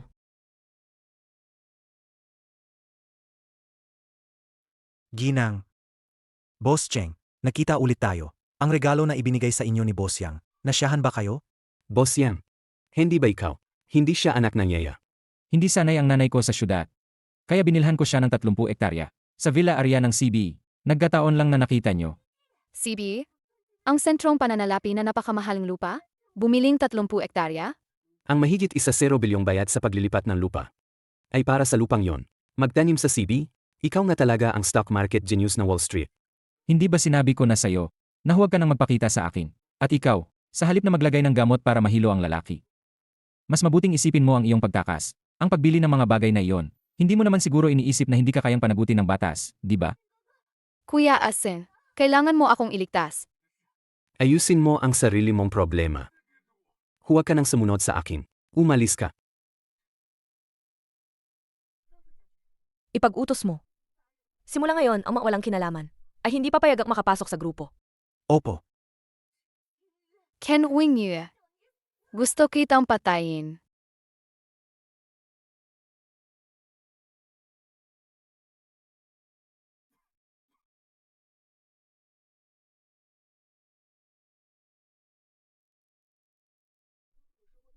Ilang beses ko na bang sinabi sa'yo na masama sa respiratory system mo ang aircon?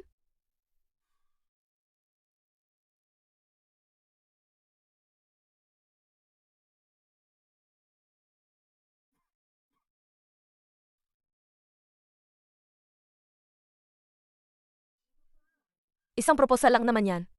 Kung hindi naaprubahan, ipakita mo na lang sa ibang lugar. Tingnan mo, naayos na.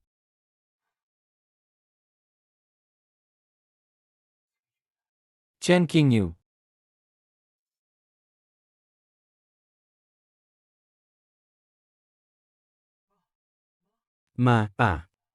Bakit kayo nandito? Kung hindi kami dumating, maubos na ang lahi ng pamilya Cheng. Zauruyan, bilisan mo, umupo ka. Buntis ka, huwag kang tumayo. Hindi ba sinabi kong umalis ka na? Bakit ka pa bumalik? Ikaw na walang hiya ka. Ang batang ito sa tiyan niya. Hindi ba sa'yo? Kaya mo bang tingnan ang sarili mong dugot laman? Na lumayo. Kung ganoon, ipalaglag na lang. Binigyan ko na siya ng pera. Sapat na para mabuhay sila na maayos ng bata.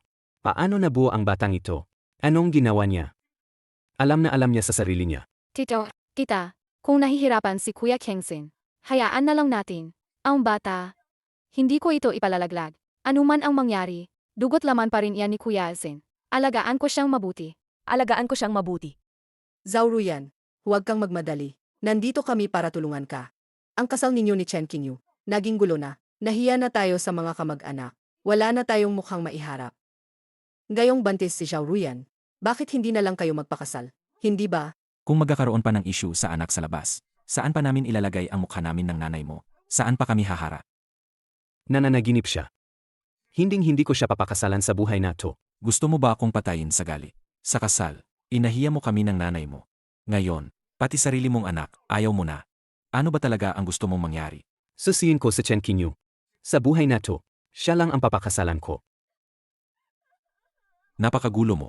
Gusto mo bang ipanganak ang apo ko na walang ama? Ganoon ba? Anuman ang mangyari. Dugot laman mo yan. Kung manganak si Zauruyan, paano mo sila ayusin? Naisip mo na ba yan? Gusto mo ba talagang ipahiya kami ng katay mo? Gusto mo ba kaming mawalan ng mukha? Isipin mo rin kami ng nanay mo. Sa edad naming ito, mapupunta lang tayo sa kahihiyan. Kung ganoon, Sej, tumapayag akong manatili siya. Pero, simulang gayon. Hindi ka na pwedeng magpakita sa akin. Gusto ng mga magulang ko na makita ang bata. Problema na nila yon. Wala akong pakialam. Kung sa susunod, maglakas loob ka pang manghimasok sa pagitan namin ni Kinyu, pwede kong putulin ang pera mo anumang oras. Kuya Zen, hindi ko naman naisip na manghimasok sa inyo ni Ete. Si ate ngayon ay abala kay Yang An. Kahit puntahan mo siya, ano pa ang magagawa mo? Kapag nagdesisyon na ang isang babae na iwan ka, ano pa ang magagawa mo? Akala mo ba, kilala mo ang mga babae? Basta gusto kong suyuin.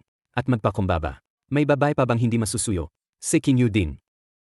Basta gusto kong himingi ng tawad sa kanya. Babalik siya tulad ng deti. At magiging masunyo rin. At makikipagbalikan sa akin.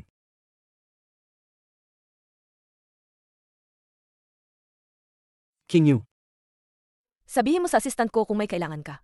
May meeting pa ako. Kinyu, pakinggan mo ako. Ngayon alam ko na kung gaano ako kasama noon. At walang kwenta. Alam ko, hinihintay mo akong magsorry. At magpaliwanag. 1 minuto. Hayaan mong sabihin ko ang totoo kong nararamdaman. Totoo? Hindi mo ba naisip na ang salitang totoo na galing sa bibig mo ay nakakatawa? Chen Kinyu, kahit paano, ang dami kong pagmamahal. Hindi ako naniniwalang kaya mong kalimutan. Ngayon ko lang na-realize kung gaano ako katanga. Bumalik ka na. Mahal pa rin kita. Chengxin. Tapos na ang 1 minuto. Kinyu, alam mo ba, pagkatapos ng kasal, ang dami kong problema. Pero noon, akala ko, nagpapabebi ka lang. Gusto mo lang suyuin kita. Hindi na ako magiging ganoon. Pag-isipan ko na ang relasyon natin. Pagkatapos ng kasal? Chengxin, hindi ko talaga alam kung paano ako nabulag noon at nagustuhan ka. Problema ko yon. Noon, akala ko masyado kang dominante. Akala ko, kahit anong mangyari sa atin, magkakabalikan pa rin tayo. Kasalanan ko. Masyado akong naging pabaya nitong mga nakaraang araw. Napabayaan ko ang nararamdaman mo. Eko, Ikaw ngayon, hindi ba dapat nasa ospital ka? Kasama ang pinakamamahal mo para sa check-up. alam mo na ang lahat. Pakinggan mo ang paliwanag ko. Nang umalis ka noon. Pagkatapos maligo noon, hindi ko alam kung paano. Binigyan niya ako ng gamot. Akala ko ikaw yon. Mabuti na rin. Binabati kita. Taos puso. Chen Kinyu. Hindi ko ipapanganak ang batang ito. Alam mo, ikaw lang ang nasa puso ko. Nabigyan ko na. Ang babaeng yon ng sustento. Siya. Hindi na siya muling magpapakita. Sa mundo natin, sumisumpa ako. Kung ikaw ay nag-alala, ipapahatid ko siya sa ospital ngayon. Alaga bang handa ka? Handa. Chen Kinyu. Basta gusto mong makasama ako. Hindi na importante ang ibang bagay. Pero si Zhao Ruyan, buntis sa anak ko. Kinyu, alam kong mahirap maniwala. Sinasabi ko sa kanya na pumunta sa ospital. Pero ayaw niya, gusto niyang ipanganak ang bata. Pero pakiusap, maniwala ka sa akin. Ang bata na yan, sa hinaharap, wala akong pakialam sa kanya. Kung ano man ang mangyari sa bata, wala rin itong kinalaman sa atin. Alam mo ba ang sinasabi mo? Ang itsura mo ngayon, nakakasuklam lang. Kinyu, alam ko, nagkamali lang ako, parang karaniwang lalaki, na nagkakasala. Ikaw, Iwan mo na sa akin. Chen Kinyu. Hindi ako maniniwala na makakalimutan mo ang lahat ng taon natin. Kaya mo bang bitawan ang lahat? Akala mo ba ang bata na yan ay makakapagbigay sa'yo ng maganda? Bakit siya pinapapansin mo? Habang ako ang pinapahirapan mo, bakit ako ang tinututukan mo? Sa paningin ko, mas mababa ka pa sa isang bata. Kaya mo pang iwan ang sarili mong anak. Ano pa bang hindi mo kayang gawin? Eko, Huwag mong sabihin. Mahirap bang aminin na hindi mo makontrol ang sarili mo? Ganoon ba kahirap? Hindi ganoon kamura ang pagmamahal ko. Kung isang araw hindi rin niya makontrol ang sarili niya, iiwanan ko rin siya. Wala akong tinutukoy. Hayaan mo na. Nawala mo na siya. ano ang alam mo? Sa loob ng maraming taon, kasama mo si Ete. Gaano karaming pagmamahal ang ibinigay niya sa iyo? Sa lahat ng bagay, marami siyang naitulong sa iyo. Pero ang ibinalik mo sa kanya ay puro pagkabigo lang. Ang sinasabi mong tunay na pagmamahal ay gusto mo lang ipagkatuloy ang pagtangga ng pagmamahal niya sa iyo. Ano ang alam mo? Isa ka lang batang. Nagkataon lang na nakalabas. Ang dami naming kinagsamahan sa loob ng maraming taon. Ang isang tulad mo ay hindi talaga makakaintindi. Pagmamahalan. Sa loob ng maraming taon, si Ete ay nagbibigay lang ng awa. Ang pagbibigay niya, sa tingin mo ay dapat mong panagutan. Ang hirap ng dalawang tao, ang pagganggap sa paglihis mo, at pagiging malabo, Pero paulit-ulit mong tinatapakan ang dignidad niya. Ikaw. Sa tingin mo ba, mahal mo talaga siya? Sa tingin mo ba, mabuti ka sa kanya? Isipin mo ang ginawa mo sa kanya.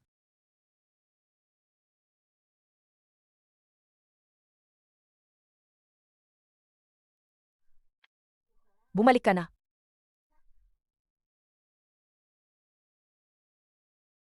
Ang wedding gown. Anong ginagawa mo? Hindi mo ba alam? Masamang pangitain na makita ang wedding gown. Bago ang kasal. Naniniwala ka pa rin sa ganyan? Ang immature mo naman. Anong alam mo? Ito ang pinakamahalagang bagay. Sa buhay ng isang babae. Sa pusong bawat babae. Ito ang pinakamalinis. Pinakasagradong sandali. Kaya dapat pag-isipan ng mabuti ang lahat. Walang dapat maging mali. Wedding gown lang yan. Hoy, ikaw!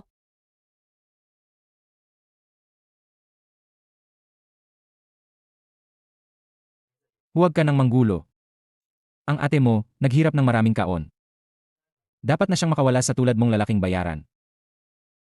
Anong karapatan mong pagsabihan ako? Pinulot mo lang ang tira-tira ko. Ikaw. Wala kang karapatang pagsabihan siya.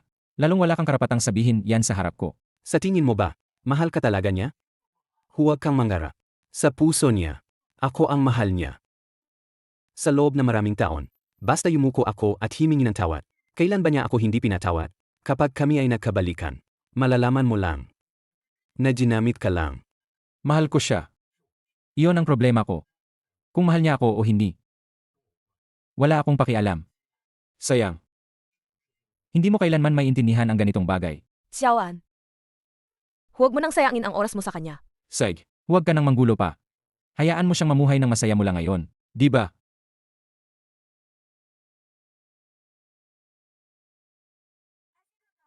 Kuya Ren. Nakabalik ka na pala. Hinugasan ko na ang prutas para sayo. Sino ang nagsabi sa'yong pumasok sa bahay ko? Hindi ba sinabi ko sa'yo na lumayas ka na at huwag nang magpakita? Kuya Ren, hindi ka ba masaya nitong mga nakaraang araw? Naisip ko na hindi ka magiging maayos mag-isa. Kaya pumunta ako para tulungan kang maglinis. Huwag ka nang magalit, Kuya Ezin. Kuya Ren, anong nangyari sa'yo? Anong nangyari sa gilid ng labi mo? Sino ang gumawa niyan? Umalis ka. Sino ang nagsabi sa'yong maglinis sa bahay ko nang walang paalam? Nasaan ang mga gamit na iniwan namin ni Chen Qinyu? Ilang araw nang hindi nalilinis ang bahay.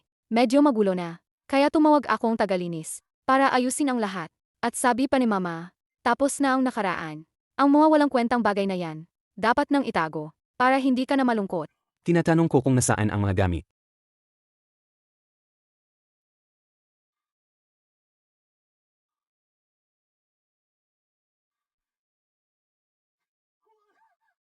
Umalis ka.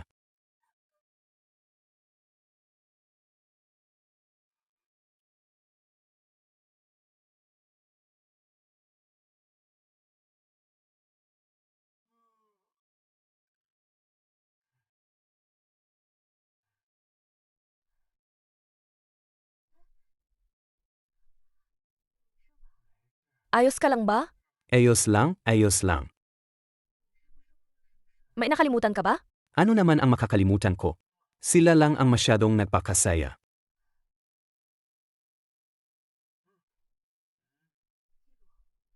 Tandaan mo, ito ang huli kong label.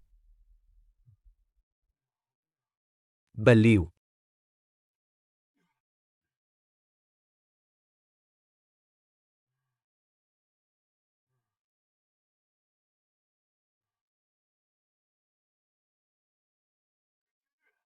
Qingyu, huwag ka nang magluto.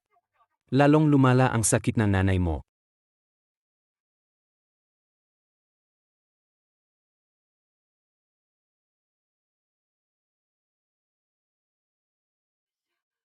Paano nangyari ito? Bumangon ka na. Ma, nagkamali ba talaga ako? Binigyan ako ni Qingyu ng napakaraming pagkakataon. Pero parang nawala ko siya. Kung wala na, wala na. Gaano ka man kagalit. Hindi mo dapat ibunton kay Ruyan ang galit mo. May anak mo siya sa tiyan niya ngayon. Kung masaktan siya, magiging problema yan. Hindi. Ayoko sa batang yan. Lahat ng ito ay dahil sa kanya. Dahil sa babaeng yan na nakakainis. Niloko niya ako. Niloko niya sa Chen Qinyu. Sinira niya ang buhay ko. Sige na, sige na. Umunta ka na at tingnan mo. Ang shares mo sa Chen Group, nabawi na.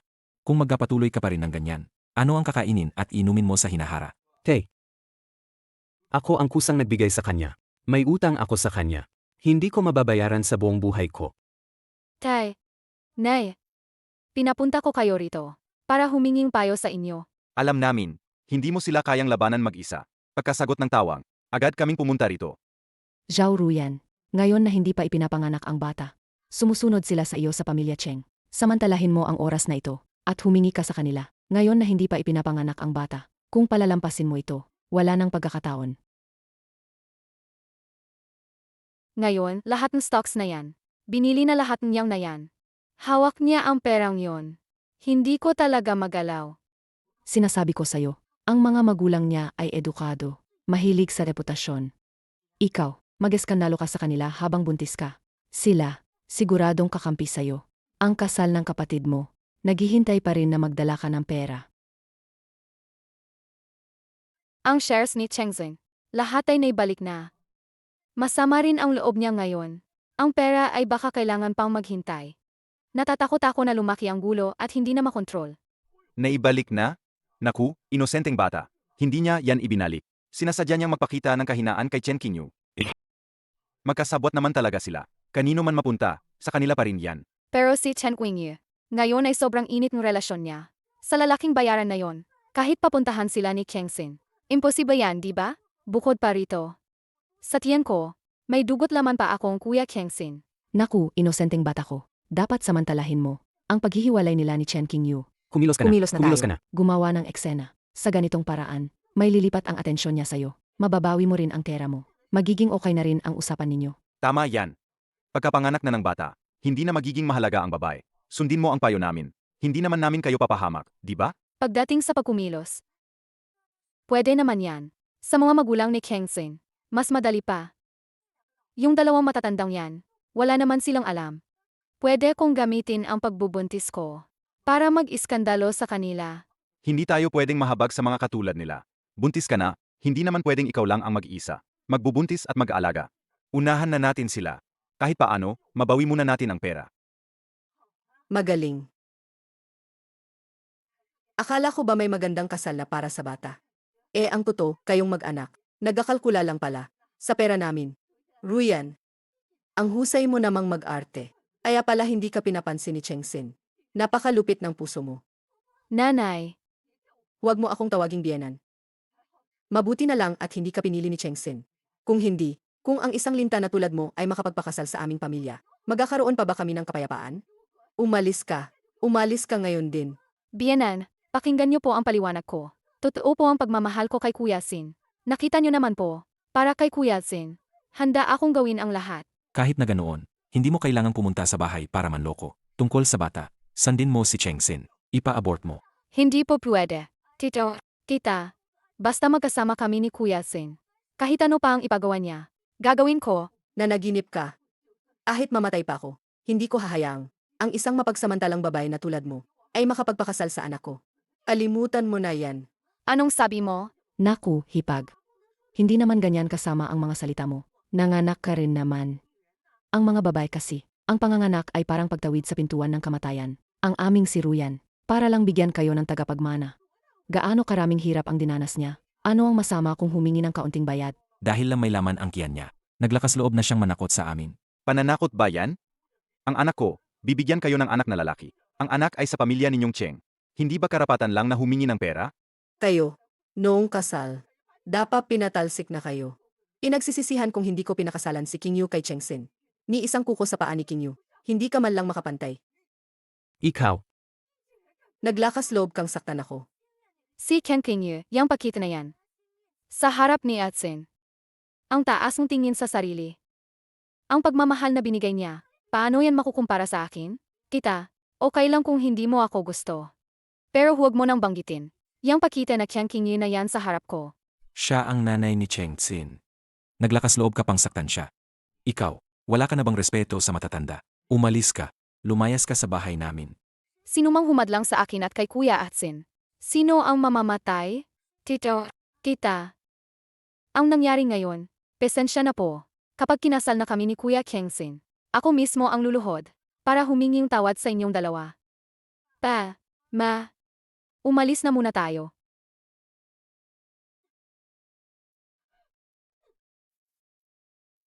Sabihin ko sa inyo, kung sinuman ang mangahas na sirain ang magandang kapalaran ng anak ko, isasagdal ko si Cheng Xin sa pambabastos. Ang nangyari ngayon, kung may maglakas loob na magsalita ng isang salita, maghintay na lang si Cheng Xin na makulong.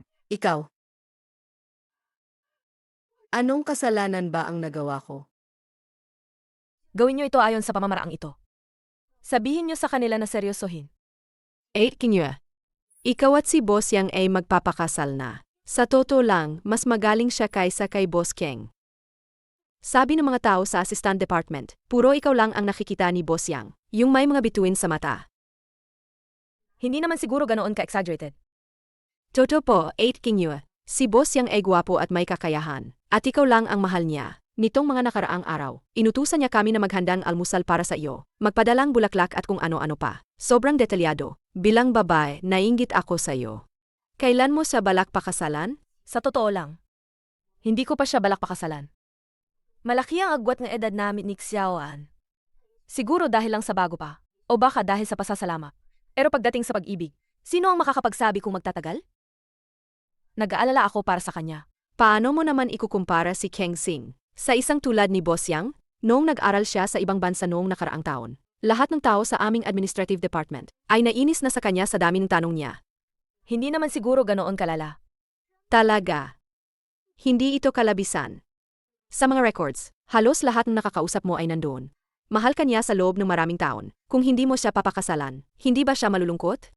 Ay nga pala, mamaya, akitawagan ako ng taxi. Taxi? Hindi ba may sarili kang driver? Sabi ni Xiaoan, gusto niyang maranasan ang buhay ng isang ordinaryong tao. Pupunta kami sa amusement park mamaya. Walang kasama. Psych!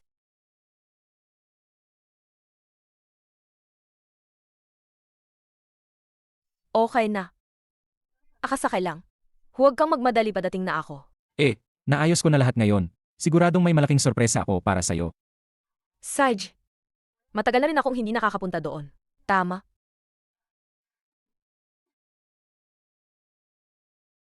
Manong, tara na. 8, bilisan mo. Handa na ang pabrika doon. Ete,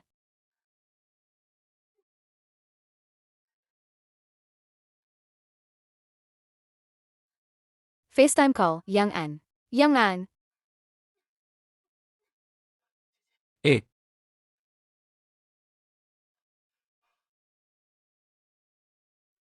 Boss Yang, wala talaga si Ed King Yu. Sabi niya, may lakad kayo sa amusement park. Hindi siya pumunta. Nang sumakay ako sa kotse, tinawagan ko siya.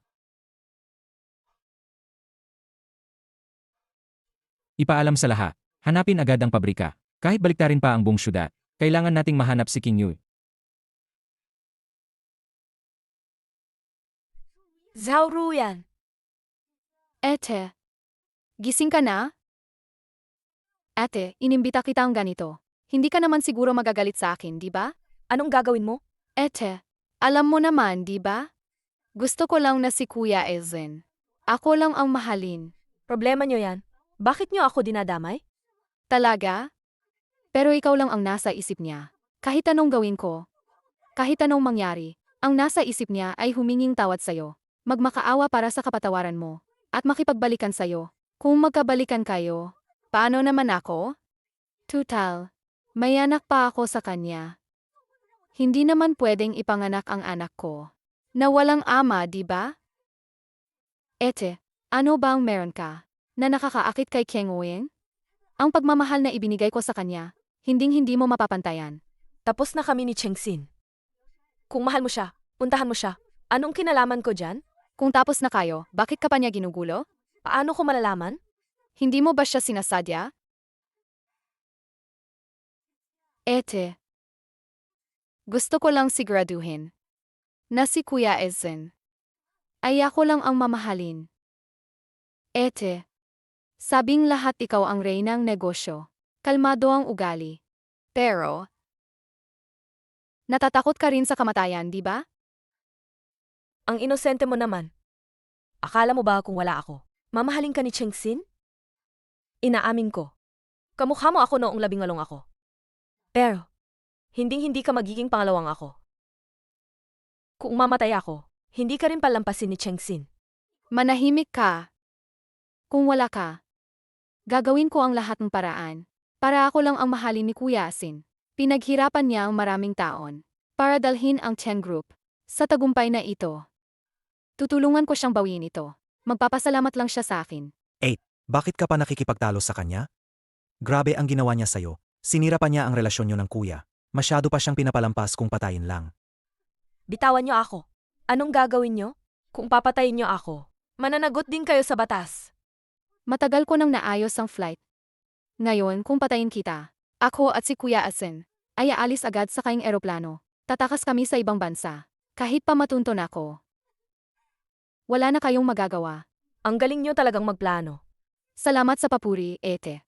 Pero, may mas masaya pa akong laro. Gusto mo bang marinig? Anong gagawin mo?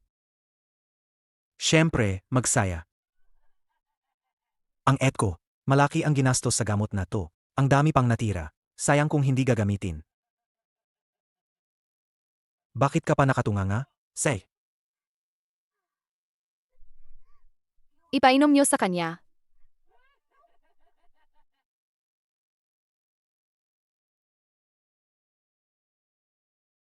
Anong ginagawa niyo? Nasaan si King Yu? King Yu. Anong nangyari sa kanya? Ulitin ko ang tanong ko. Saan dinala ni Zhao Ruyan si King Yu? Ano? Dinala ni Zhao Ruyan si King Yu? Boss Yang, nahanap ng tao. Sa West Suburb Factory. Tara na.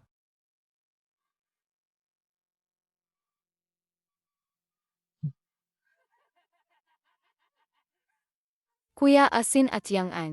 Kapag nakita kanilang, nakikipag-initan sa mga lalaking to, ano kaya ang isipin nila?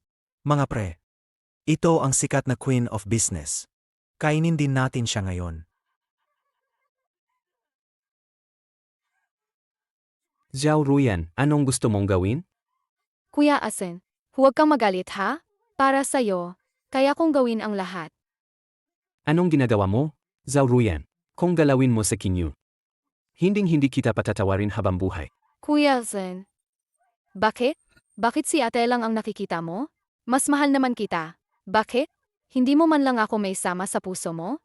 Alam ko, kapag wala na siya, ako lang ang magiging laman ng mundo mo. Di ba? Pakawalan mo siya. Ako na lang ang saktan mo. Huwag mong pahirapan si King Yu. Kuya Zen, ako ba ang nagpapahirap sa kanya? Bakit hindi mo pa rin maintindihan? Sinasadya niya lang na pahirapan ka, para magmakaawa ka at humingi ng tawad sa kanya. Hindi na kailangan yan. Kapag patay na siya, magkasama na tayo.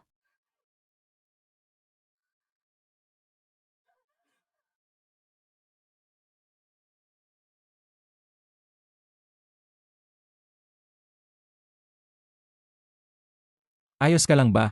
Pasensya na. Nahuli ako. Anong nangyari sa kamay mo? Wala to. Ang init mo.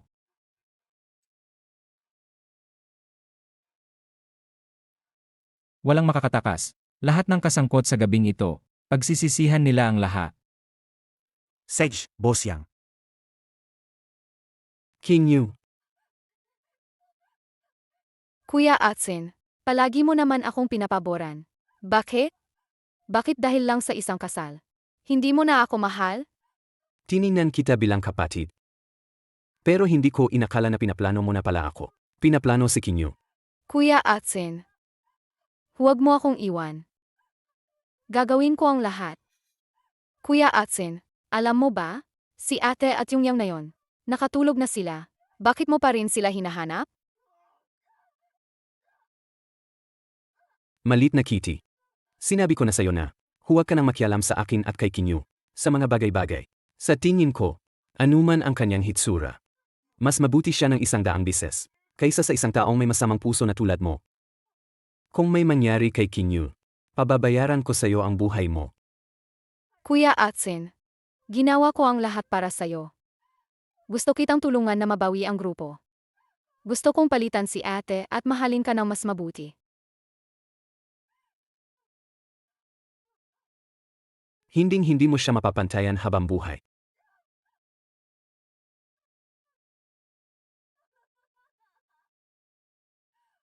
Wala na ang anak natin.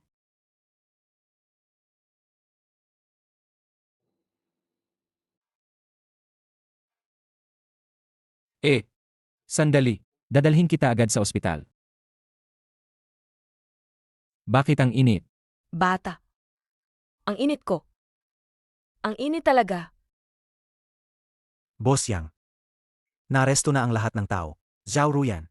Nabaliw na. Masyado pa siyang pinalat. Lahat ng sangkot dito, walang sinuman ang palalambasin. King Yu. Kumusta si King Yu? Nasaan si King Yu? Anong pakialam mo? Chengxin, Dahil sa asa lahat ng paghihirap mo noon para sa kanya. Maraming beses na kitang kinalampas. Huwag mo na siyang guluhin. Naiintindihan mo ba? Pamilya ng pasyente. Ako. Sino si Yang An? Gising na ang pasyente at gusto kang makita. Ako po.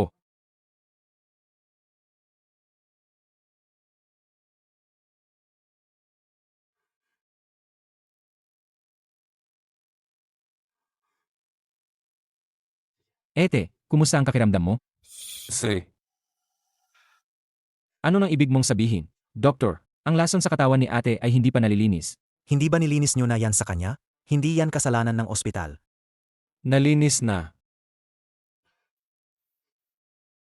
Bakit ang hina pa rin ng katawan niya? Tama na. Dapat ikaw ang tanungin dyan.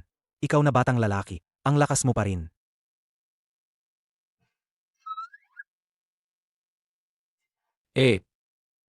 Magpahinga ka muna ng maayos. Alis na ako.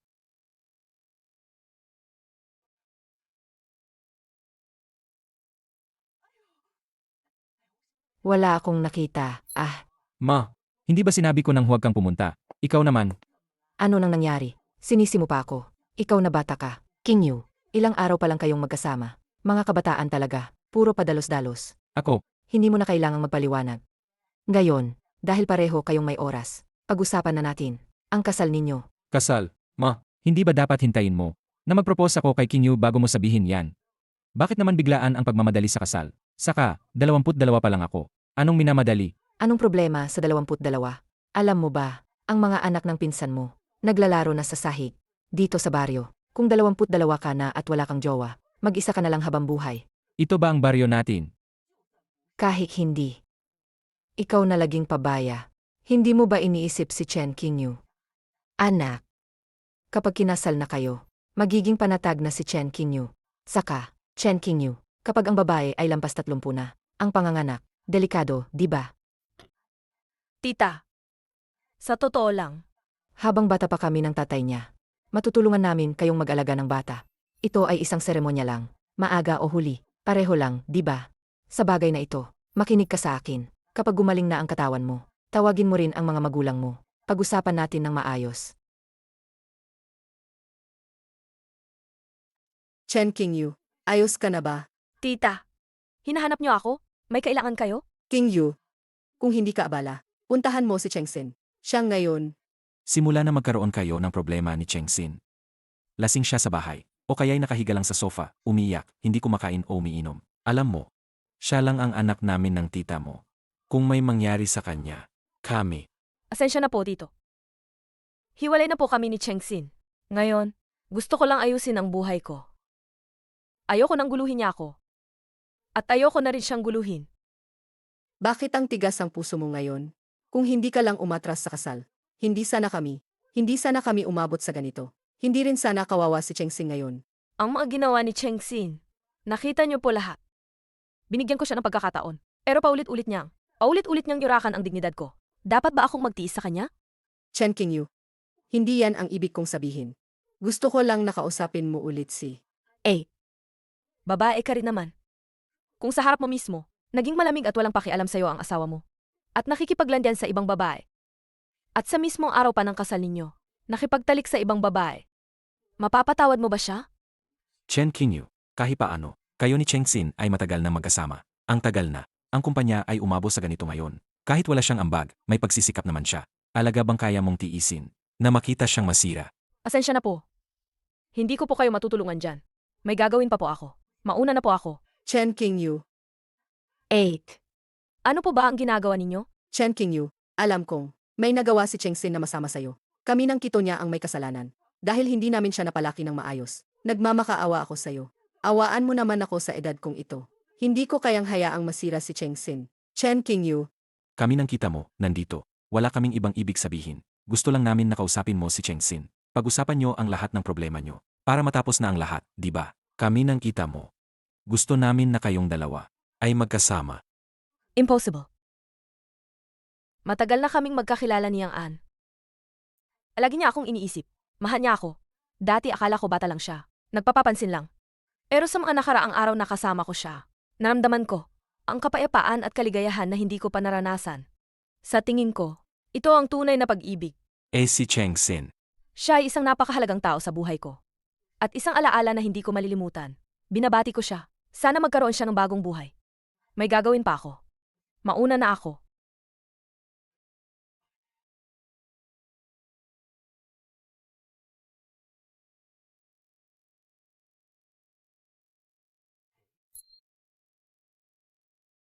Bakit isip bata?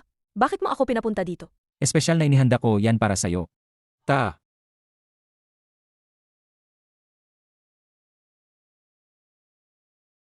Bakit mo ako dinala dito? 8, bilis. Halika na. Dahan-dahan lang.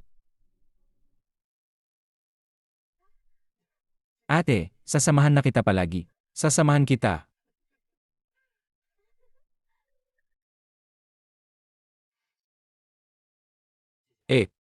Naalala mo pa ba? Dito tayo unang naglaro. Dito sa lugar na to. Mula noon, naggasya na ako. Kahit hindi kita mapakasalan, mananatili ako sa tabi mo. Bata. Dapat tuparin mo ang sinasabi mo, ha? Bakit? Bakit hindi ka man lang gumiti ng ganyan kasaya? Noong magkasama tayo,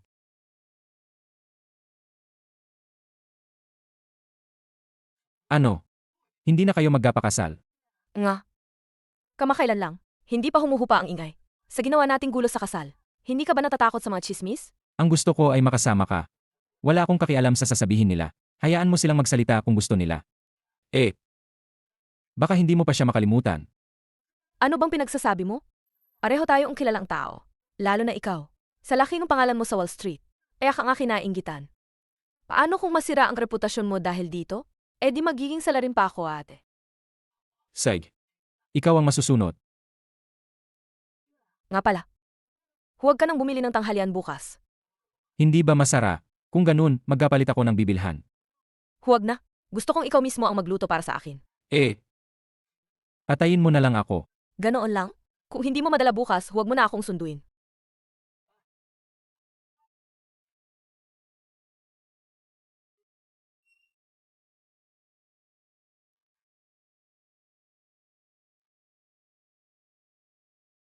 Ano ba yan? Tumayo ka nga. King Yu. Nagkamali ako. Sa lahat ng panahon, naging mayabang ako. Nabuhay ako sa pag-alaga mo. Palagi kong inisip na kahit anong gawin ko. Akala ko, basta nasa tabi mo lang ako. Patatawarin mo ako. Ginawa kong puhunan ang pag-alaga mo sa akin. Nitong mga nakaraang araw, panay ang panaginip ko. Pinapanaginipan ko ang mga araw natin noon. King Yu. Pwede ka bang tumayo muna bago magsalita? Nakakahiya. Hindi. Pakinggan mo ako. Sa loob na maraming taon, akala ko, ako ang nagtayo ng Chen Group, na hindi mo ako kayang iwan, na hindi mo ako kayang mawala. Pero ngayon ko lang nalaman. Ang taong hindi makakawala ay ako. May iba pa ba? Wala na, alis na ako. King Yu. Sa totoo lang, ang pagiging mayabang ko ang nakasakit sa'yo. Ang pagiging mapagpesensya at pag-unawa mo sa akin, ginawa kong dahilan para maging mayabang ako.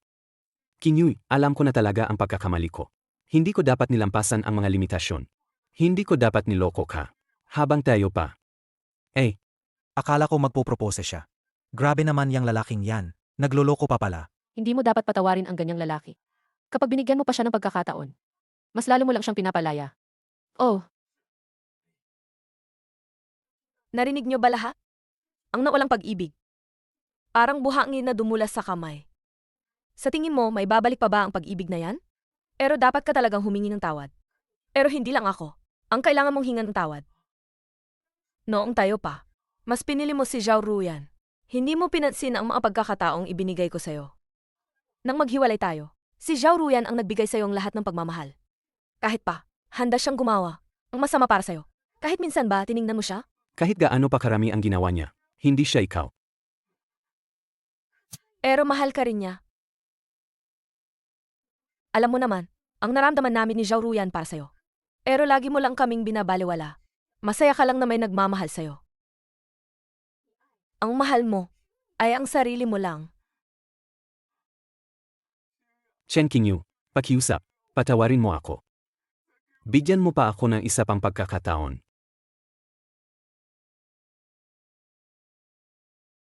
Bata, saan mo nakuha ang dami mong pakulo? Sinasabi ko sa'yo, kung tatakutin mo ako, hindi kita patatawarin. Hindi naman po. Tara na. Sige na. Dito na lang. Tanggalin mo na ang blindfold mo.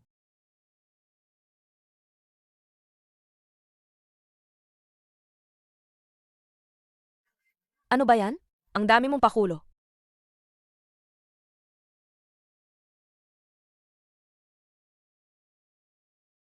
Sinabi ko na, kahit kailan. Sasama ako sa'yo. Salita ng bata, dapat seryosohin yan. Pakasalan mo ako. Para makasama kita habang buhay. 8 King Yu, pumayag ka na. Mahal na mahal ka niya. 8 King Yu. Pakasalan mo siya. Simula nang suportahan mo ako. Gusto ko nang manatili sa tabi mo. Palagi mong sinasabi, kapag lumaki na ako, pag-isipan ko muna. Ngayon, malaki na ako. Ang iniisip ko ay, manatili sa tabi mo, kasama ka, okay ba?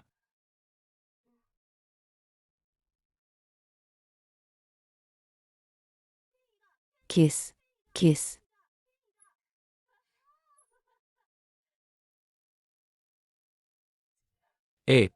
Mukhang. Mapapamahalaan mo na naman ako. Huwag kang ang ganyan. Ideya mo ba to ngayon? Mamaya pag-uwi natin. Tignan natin kung paano kita parusahan.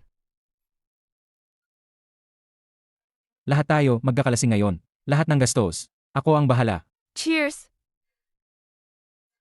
Gayon ko lang nalaman. Na ako pala ang pinakamaswerte. Ako pala.